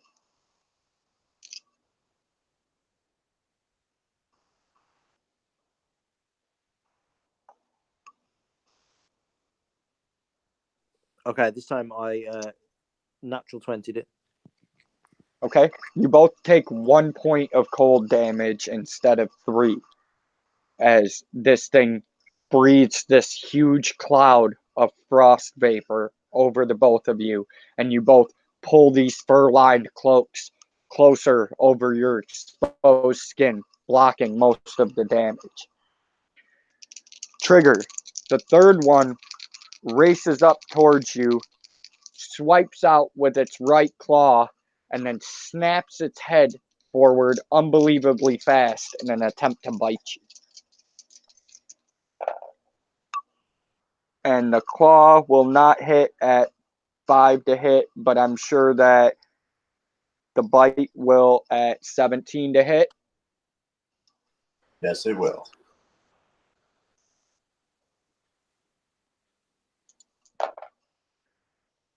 And you're going to take 6 cold damage, and you have now been infected with Lyme disease. Adric, What? you scream out right as this thing snaps its head forward to bite at Trigger, trying to warn him to beware the jaws of the mephit. And you see it crunch down through the van brace on his shoulder and tear cloak, and you see a little bit of the blood trickle out, and you know that Trigger's been bitten. Immediately through your mind plays the Lyme disease curse and what it is to be bitten by a mephit. And you know that he either must be cured by a cure disease spell, or you must take the head of this mephit. When you kill it, you need to catch the water that comes out of it and pour it over the wound that was inflicted. Or if only we had some potions of disease.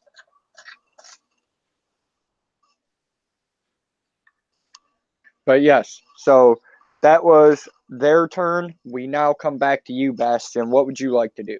Um, hmm. Hmm.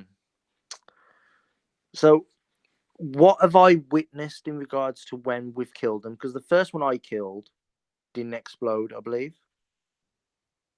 You're correct. They have a percentage chance to do what's called death burst. Right. Okay then. Seeing seeing my little gnome nature boy friend get bit. I don't know the problem with them getting bit. I'm going to go after the two that are like obviously close to me. So first one that's near me, I'm going to go after this one first. That's going to be what did you say? A 12? You need a 12 to hit him.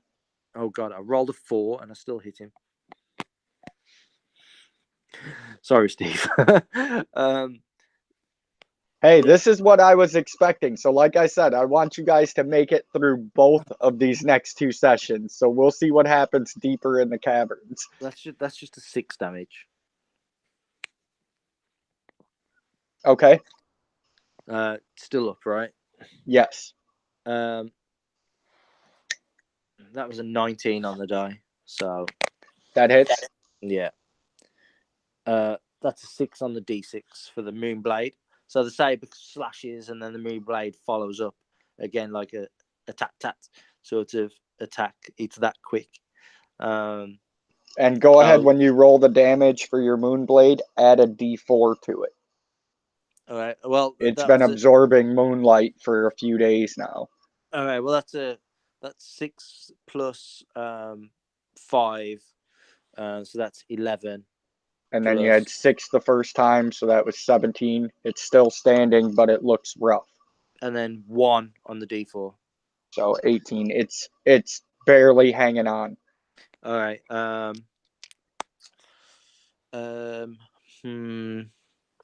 Yeah, and then bonus action attack again with the saber. That's a hit. Okay. Yeah, it's kind of hard not to. Can't believe I rolled a 1. So Moonblade, that's a 5 on the die, plus 5. Roll the d4 for no point. That's 1. So yeah, that was like 10, 11 damage. That's enough. You were at 18 of 21. So go ahead and describe how this one dies. This was the one that attacked you, right? Yeah. Okay. So yeah, it's saber slashes down, hits it. Are these like hovering in the air a little bit, or are they on the floor? They're kind of leaning out of these ice things. The ones that charged you and Devin are kind of hopping. They're not extremely large. They're not considered small. They're considered medium, but they're hopping to try to claw up and bite up at your faces. Yeah, so it's a case of it's just clawed me. So I come down, cut its arm off, and then following up with the scimitar just as quick, I cut its other arm off. And then I continue my flow of motion and do something that you're not supposed to do, but for some reason the Moonblade wants to do this motion, and I actually do a spin move and catch it on the back end and cut its head off. Beautiful. Go ahead and if you're not already inspired, go ahead and inspire yourself. You are I've got too many inspirations, so you are now feeling more in synchronous mind with this moon blade. You're starting to understand the patterns that it's imparting onto you with these foreign but super effective attack routines. Yeah. Okay, Trigger, we come to you. You see Bastion and Adric battling with 2 of these methods just to your left in close combat. You see Bastion cut the one in front of him down as he turns his attention towards the one in front of Adric. What would you like to do? There are 3 more of these things that are stepping forth from their ice protection and beginning their rush across the balcony. I'm going to go ahead and light the first one up, or not the first one rather, but the next one beyond the one that they're fighting with the hunter's mark.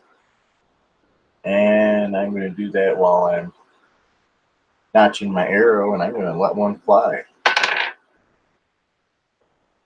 I only roll an 11 on that one total. And the first arrow flies wide of its mark. You forget a primary thing when it comes to the difference between shooting a crossbow and shooting a longbow. You have to be a little more precise with the height for the drop of the arrow. It doesn't change the trajectory as much as it changes the rate of drop, and it sails just over the shoulder of the mephit you were aiming at. What would you like to do now? Renotch another arrow and see if I can't do better. Roll 16 total. That hits.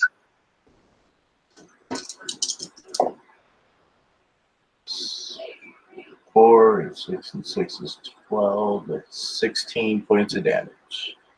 And you see the arrow lodge itself in the chest cavity of this mephit, and you see the fire streak out along its chest, and it seizes up in its rush for a moment, and then starts to slowly rush forward again, but clearly slowing behind its two companions that continue across the ground.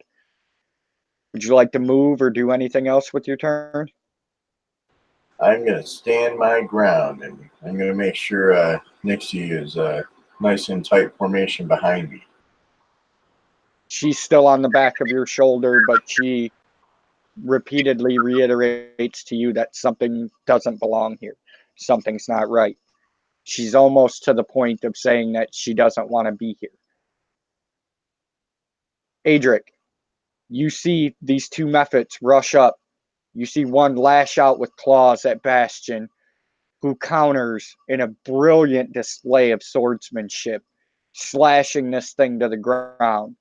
The other one exhales this cloud of glittering cold breath over the top of the two of you, and you instinctively cover with these fur-lined cloaks. What would you like to do? You have one of these things standing right in your space.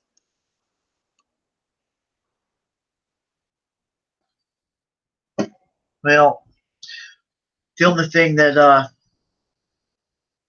really makes any sense to me right this second would be to because I'm starting to get enraged now, because just before we got rushed up by these two mephits, I watched Trigger get bit by one, and not being close enough to hear or having time to yell, don't get bit. He got bit, and it's going to be really, really hard to be able to capture one of these mephits right now with everything going on, in order to kill it the right way and fast enough to cure his arm.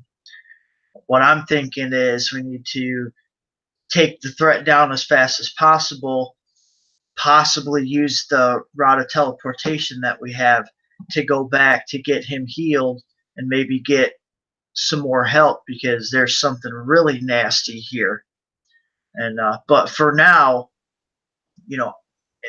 I'm just mad. I watched it happen, and so this guy's up in my face, and I'm just gonna bellow out this roar. And as I'm roaring, I'm gonna be turning into a great big giant brown bear.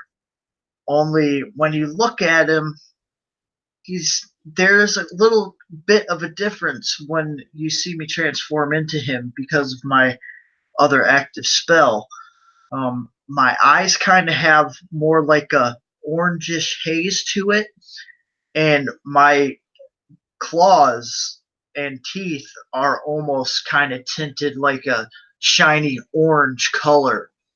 And I'm going to just reach up and just multi-attack claw and bite this thing with these fiery claws and talons of mine. And, Go for it. Let me grab my go. Well, is it still just the melee 12. spell attack? Well, you're physically attacking as a bear, right? Right. Yeah, so it's just a standard melee attack with whatever the bear's base attack is, or yours if yours is better. It'll probably be a strength based, strength and proficiency, I guess. Yeah. Well, it'll be strength. I have the stats right here, but you have said before with that spell that the effects could be transferred through the claws. Yes, the effects as in the fire damage. The fire coming damage. From it. Yes. Okay. All right. So let me make these. You would still make the multi attack as a bear.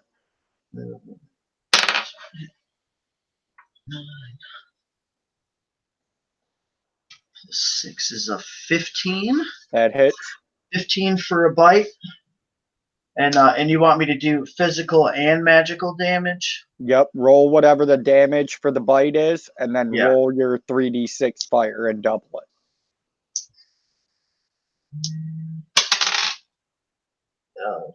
And the natural 8 on the d8 plus 4 would make it 12. And 6, 7, 8, 9, 18, 22 fire damage. Explain to us what it looks like when you kill this method. Well, as I said, you heard a giant roar, and you saw me become this big, sparkly Care Bear. And I reared up, and I came down with my massive jaws just clamping onto the head of this thing. And I bit his head clear off his shoulders where there's a divot. And you just saw flames erupt around that whole area. And his body kind of steam sizzled away from the extreme heat caused by the magic. And I need you to give me a dexterity saving throw. And yours is going to be at disadvantage. And Bastion, I need one from you with advantage due to the bulk of this bear shielding you from this death burst. Disadvantage, I have a 5. Okay, so you are going to take 4 cold damage as shards of ice lodge into your furry bear flesh. 21 for Bastion. And Bastion, you see it, and the few shards that come sailing past, you duck out of the way of, but on instinct, almost subconsciously, hearing almost a melodic song in your mind, you snap the moonblade out, and it slices one of these shards in half, and it passes by you without touching you on either side of your fur-lined cloak. And again, you marvel at the craftsmanship that somebody's put into this weapon. Okay, and that brings us to the methods, to the 3 of them remaining on this bridge that have been charging across at you guys. The one, Mikey, is slowed down tremendously. The other 2 are closing in on Bastion and Adric as we speak. They're at a full run, Adric. What would you like to do? Would you like to move out of their way, or would you like to stand there and hold the charge? These methods are charging at us? Yes, there's 3 of them that were closest to the ice door that leaped out of their tombs and are rushing you, but Trigger hit one with an arrow and slowed it down. The other 2 have started gaining ground, charging at you and Bastion. I mean, I would like to sit there and wait for them to come up in hopes to try to bear hug the bastard and then maybe kind of bite a hole in its head to drip its water on the gnome's shoulder or whatever. Okay. That's my immediate thought. So you're going to stand there and take the brace of the charge from the 2 of them. So I'm going to let you go ahead and attack as they come in to charge at you. You can get 1 attack at each one of them if you choose to attack with your claws. And as your mind is racing through this, it dawns on you that the belt, the potion belt that was given to you by the elf in the orc tomb, contained 2 healing potions and 2 cure disease potions. Okay. Remembering that at that split second, I choose to just kind of position myself more in the middle of these two that are charging and kind of charge up at them and just swipe at them like this with one attack hitting each one of them. And attack roll 17 for one, 17 for the other. They both hit. Okay, D8. Or no, Claw is not. I think Claw's a different die. I was doing them like Claws 2d6. 5, 9. 9 plus 9 plus 4. So 13 to my right hand. That hits. Physical. And then 3, 6, 7, 14. What was it? Plus 4. So 18 fire damage. And it dies. Okay, You'll need to make that same dexterity save at disadvantage. But you can continue before or after my other attack damage? After. Continue through the process, but you'll have to make that save. Okay, second claw, 2d6, 12 plus 4 is 16. That hits. Plus, Jesus Christ. 2 6s and a 5 on that one. And that one dies too, so you'll need to make 2 of those saves at disadvantage. At disadvantage.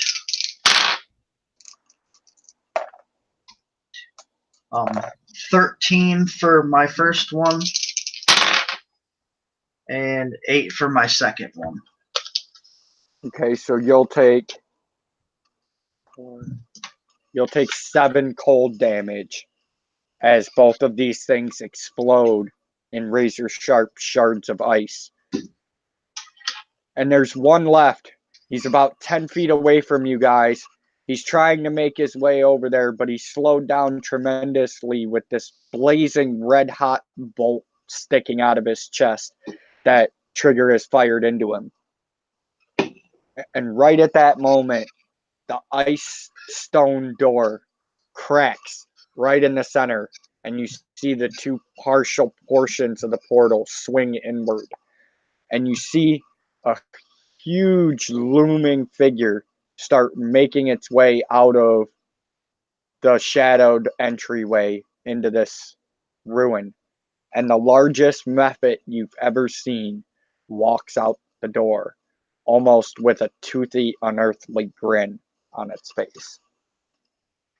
And that brings us back to the top of the initiative order. So, Bastion, what would you like to do? So this giant mephit's like, what, 75 feet, did you say? Yes. No, right now from you, he's probably about 60 feet. Okay. How big is it? Is it taller than me? Taller? Yes. Is it taller than the bear? Yes. Right now, this thing stands almost 8 foot tall. Okay. Trigger, Adric, give me knowledge arcana checks, please.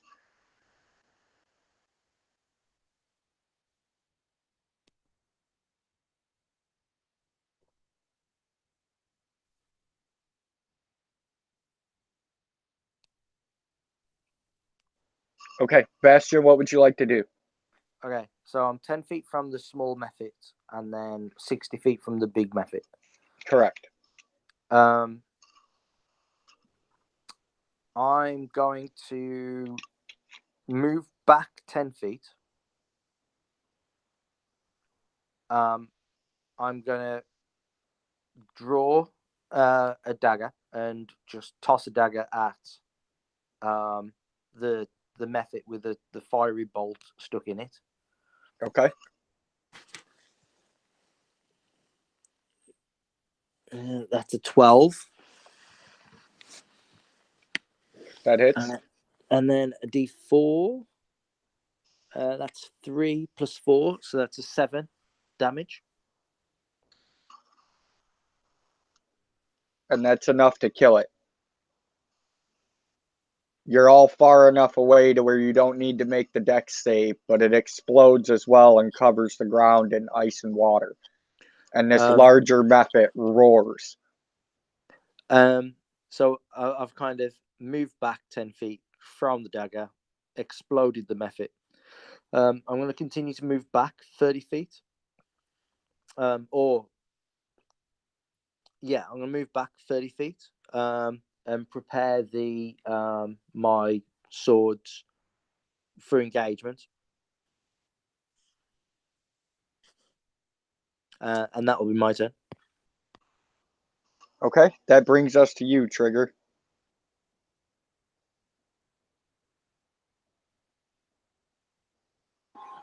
Okay, I'm gonna light this new thing up with my hunter's mark. And I am definitely shooting at it. I want to kill it first. You guys can kill it next.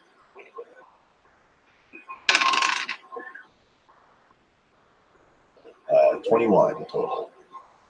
21 hits. Right. Time for me to show this guy what 4 2 plus 4 plus 5, so 11 damage total. All right. And you launch another fiery bolt at this thing, and it sticks into the large bicep area of this thing's right arm. And he growls and reaches over with these large canine tusks and rips the bolt out and spits it on the ground and continues stalking forward. What else would you like to do? I'm shooting again. Go for it. Uh-oh. 23. 23 hits. 10, 11, 12, 13, 14 damage this time. You're doubling your fire damage. See. And again, you launch another one, and it buries itself in the meaty thigh of this thing as it steps forward, and it comes down, and you see extending from this thing's hand is what appears to be a large spear made out of ice, and it shears the back of the arrow off, leaving the burning bolt embedded, or the burning tip embedded in its thigh, and it stalks forward. Anything else you'd like to do on your turn? I'd like to reiterate that I think we are in deep shit, and I'll prepare another arrow. Okay. And that brings us to you, Adric. But as it brings us to you, I need you and Bastion to both make me wisdom saving throws, please. In fact, if either one of you are actually Bastion, you can make yours at advantage.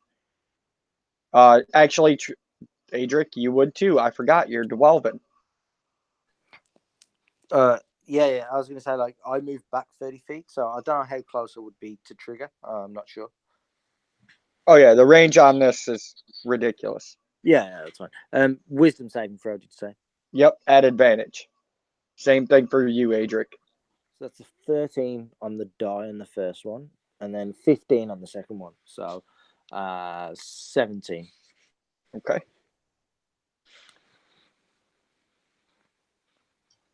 24. Okay. You both feel. Adric, you've probably felt it before. Sebastian, it's a new alien feeling to you. Adric, you feel it first. It washes over you, this compulsion to just give up. It's not that much of a big deal. Things can be worked out. It can be beneficial to everyone. and you feel this magical compulsion wash over you. And your dwarven and elvish heritage, and initially your dwarven heritage bucks up first, and it goes to put up that stone wall of anger to not let this in. But then your elvish heritage calms it, and it slowly tunes out this compulsion and lets the rest of the battlefield and the sound and sensibilities filter into you. Bastion, this is completely alien to you. You've never felt this before. It's almost as if somebody was trying to talk without talking to you from a long distance away, telling you that it's okay, there's no need to fight. And it takes you a moment to realize that this isn't one of your companions talking to you, that it's echoing inside your brain. And it flashes you back through a fast series of memories to when the necromancer attacked your ship and took your companions and your shipmates and the captain and the boat and left you and Red floating on the debris. You remember hearing that evil mage's voice and that cackling laughter echoing through your brain. And immediately you feel a wash of calming emotions or surge up your arm as your hand grips the moon blade, and you hear distinctly whispering in your ears in that space between telepathy and vocalization that elven song again, and you growl away the frustration of feeling someone trying to manipulate your mind. What would the Adric, it is your turn. What would you like to do? Well, I get this feeling in my head and in my being telling me to just chill out and relax. And then I get super angry again because they're trying to tell me to do something that I just don't want to do. When I'm a dwarf, you don't tell me what I'm doing. And then all of a sudden I'm like, maybe we should take a step back and look at this collectively and more rationally, that being my elven side. After I discard the compulsion, as it were, to me, I'm,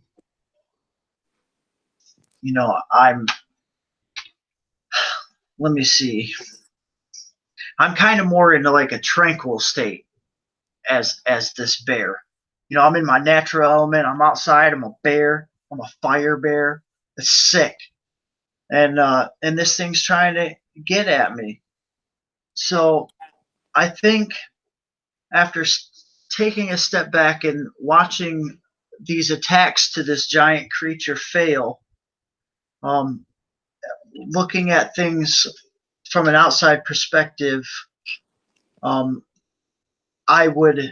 you would hear me start to bellow out like a roar, and then it would kind of sound more like verbal somatics as I shift back into my dwarven self. And I'm you would notice that I'm casting a spell. And I am going to need that thing to make a 16 dexterity check. He makes it. Okay. As I'm shifting from a bear back into my dwarven state, I'm flashing, I'm flailing, I'm snarling these nasty sounding words, and kind of like a bluish, purplish haze kind of surrounds me, and your hairs start to stand up on your arms and the back of your necks, and you smell like an ozone kind of smell. And all of a sudden, as I finish, a super straight, bright light of lightning comes forth from my hands directly to this monster, who just barely sidesteps over and doesn't take the brunt of the hit, but some of his flesh from the middle out to the left of his chest are kind of seared and burnt looking and a little bit smoky. And he's going to take 4d6 lightning damage. 5, 9, 12, 16, 20 damage.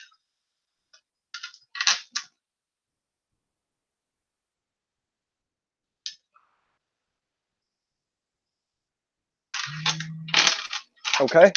And you see the lightning crackle across this white exoskeleton of this devil and dance in between all his joints. And you see the arm that's holding this huge frozen spear tighten around the haft of it. And you hear him let out his own growl in response. And he stalks forward a step further. And that brings us to the method. Or should I say, Otheos, for those of you that know the demonic planes and the hierarchy of them. And Otheos sees this huge great brown bear stand up on its hind legs and start growling and flailing. And it sees it start shrinking and shifting and its body manipulating and moving. And it can't believe its eyes when they clear from the shock of this lightning bolt to see this diminutive dwarf standing in place of it. But it chuckles in a demonic fashion and charges forward anyway, thinking that it would have been nice to have a huge bear guardian. And it's going to launch into its multi-attack at you.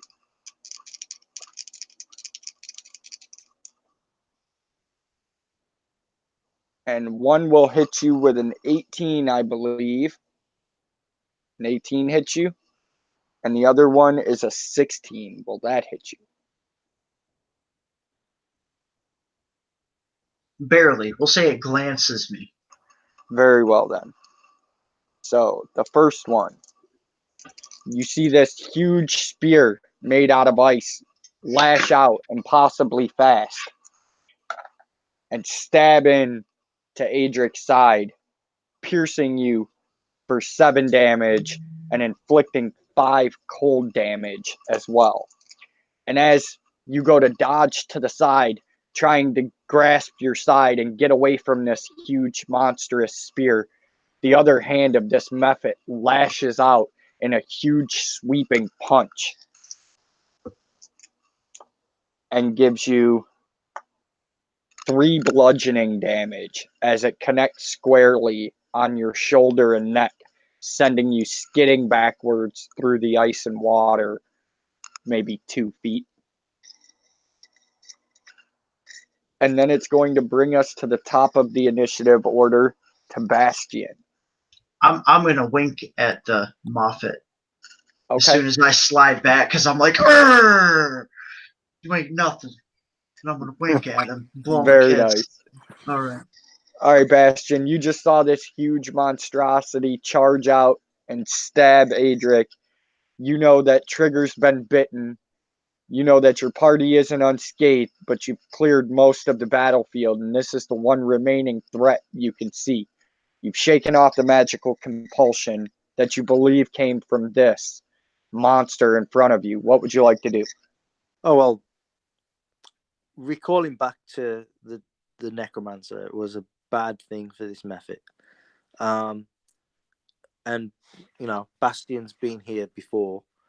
The orc, the tiefling, the animated armor. You know, he's been here before.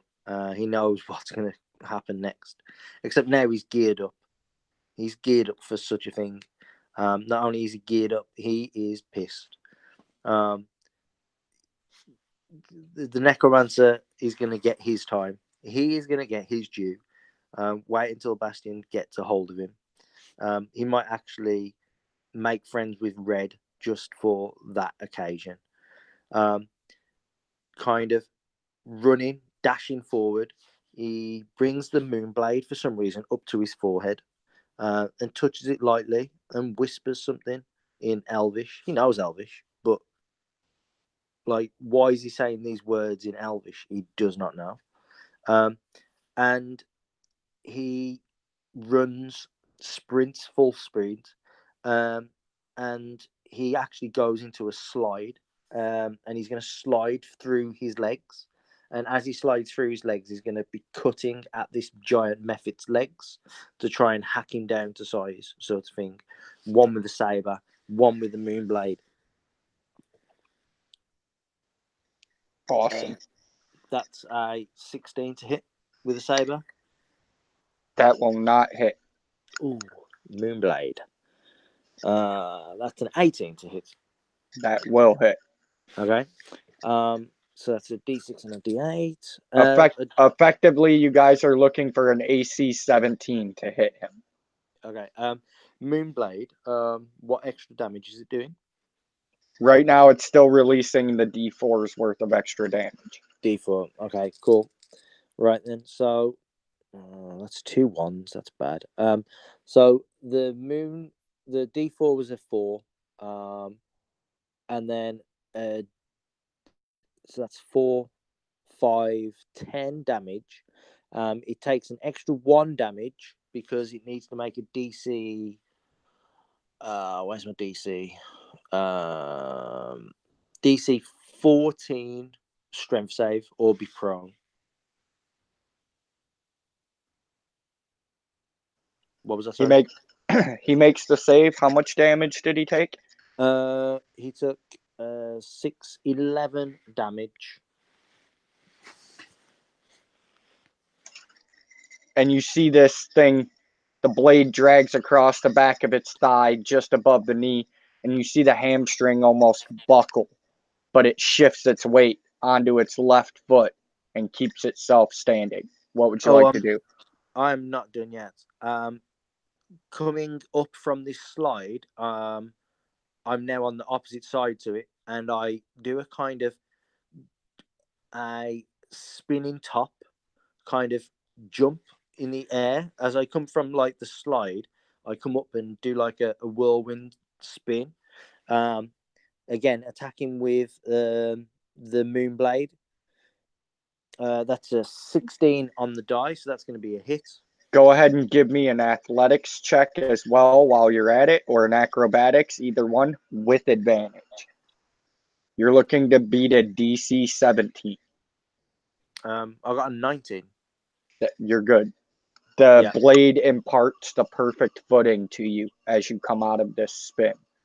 So moonblade again, same die. That's definitely rolling better. So that's a 6, a 2, which is an 8, and then a 3, which is 11, plus 5 is a 16.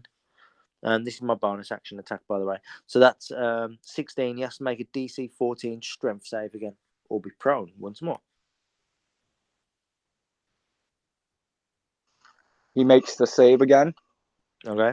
And I'm going to action surge. Okay. So that's a 16 on the dice. That's another hit, and then one more. That's a 17 to hit. Both hit. Yeah. Okay. So one with a saber, which is a D8, 6, and another D8, 14 plus 5, 19 damage this time, and another DC 14 strength save, and he's going to be prone. DC 14? Yeah. He makes it barely. Okay. But that was 19 damage that time. And then the moonblade once more. Just these two this time. That's 7 plus 5, 12 damage. 12 damage from the moonblade? Yeah, as I kind of, like I said, I kind of go into this like spinning top where blades are out and it's like slash, slash, slash across the back of its legs. And it's almost, Trigger, Adric, to you two, it's almost indistinguishable from when his blade, the moon blade, it caught the light of the sun, hit the back of the right thigh of this Mephit just above the knee, and it's almost indistinguishable how many times this blade has hit in this devastating spin. The leg collapses underneath the weight of this Mephit, and this torn hamstring and knee being sliced up into small ribbons of steak by this moon blade. I'd like Sebastian and Adric to both make dexterity saving throws, DC 15. Bastion, you need to make yours at disadvantage because you were basically like spinning underneath this thing. Yeah, that's fine. 16 on the die. Okay. 5 and a 16. I'm going to use, because that was disadvantage, so that was 5. I'm going to use one of my inspirations for it, so I'm going to re-roll. Okay. That's a 19 on the die. So all right, perfect. You guys are going to take 20 points of cold and piercing damage as these huge, almost fork-length shards of ice explode out from this Mephit in a cloud and envelop the two of you. And we are now officially out of combat initiative, so you may act in any fashion you'd like. First things first, since I'm going to have to leave us, I'm going to grab a potion off my belt as I'm running over to Trigger, and it's one of the cure disease potions. And I'm going to grab him, and I'm going to bite the stopper off, and I'm going to just pour it on his fucking shoulder. And then after that, I'm going to slam a heal potion myself. Very nice. Well, yeah, we were going to actually break after that combat anyway. You guys, as a party, know how far out from civilization you are, and you can see the winds of winter are starting to blow heavy into this ravine. So a storm is coming, and this icebound door in front of you, this uninviting balcony, is the only means of shelter for miles and miles around. Yeah, makes as good of idea as any to stay here as it would be to stay in the wood up at the top of the hill. Yeah, I would stop Adric from using his healing potion, and say, "Whoa, let's get inside, and then we'll take a quick break." I know I could do with a quick break. I've got all these ice shards all in me. Just take some time to recover some of these if I can. I'm going to tell him that, you don't understand how serious this is, and I'm going to rip my fucking arm back, and I'm going to keep pouring this thing on his shoulder. Oh, no, he was saying the health potion that you were drinking, not the cure. Oh, my bad. Well, then yeah, in that case, I would kind of be like, Dick? Just to simplify time, the only two things that remain on this balcony after you guys have had this fight with all these Mephits is a small gold ring that appeared to have been worn around Ophelius's finger and this huge ice steel spear that it carried. Everything else is melted into water. Even the bodies of the Mephits are beginning to melt into frozen water and evaporate as they're banished back to their native plane. Hey, I did not see any ring on any finger, so they can pick that up, all right? I don't know. Your keen eyes might have spotted the telltale glint of gold. Yeah, maybe. As long as it wasn't a finger and not some other appendage. But if you guys were to step inside this large ice stone door, you'd find yourself inside an entry hall that's about 20 feet in diameter and has a pitched roof about 10 feet high that is closed off at the other end by a door, and you could easily close this large door and shelter inside of it to outwait the storm. Yeah, we want to take a short rest and spend some hit die to recover rather than using potions. Absolutely. And you guys could very much so do that inside the antechamber of this frozen ruin. All right, so at that point, we're going to go ahead and end the broadcast so that way we can say our goodbyes and farewells and adieus. All right, we're going to do it in reverse. Mikey, go ahead and give your outro.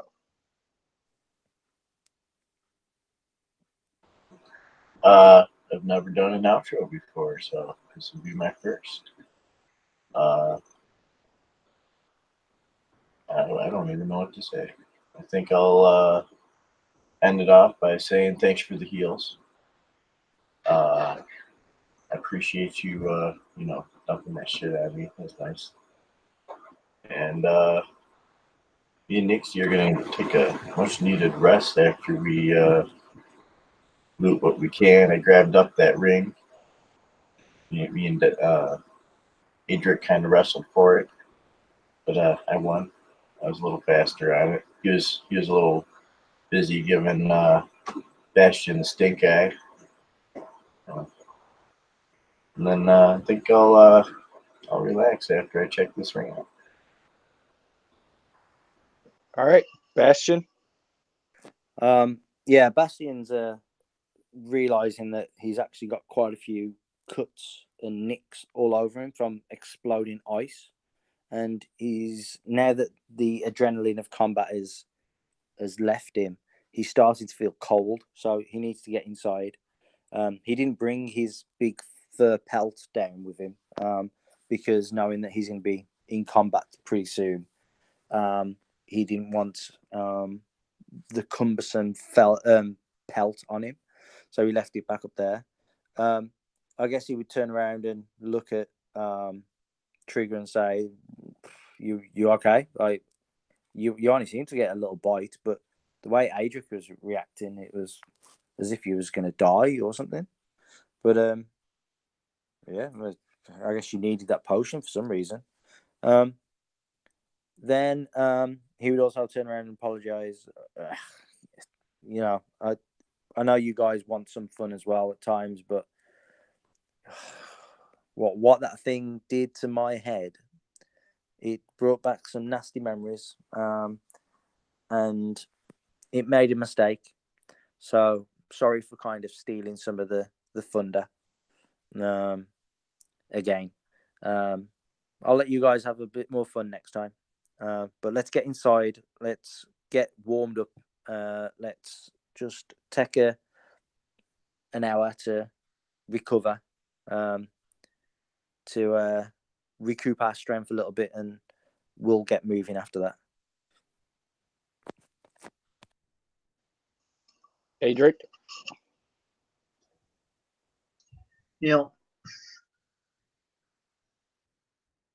After me and Trigger kind of rock paper scissors or whatever for the ring there, under my breath I said, I should have just left you alone.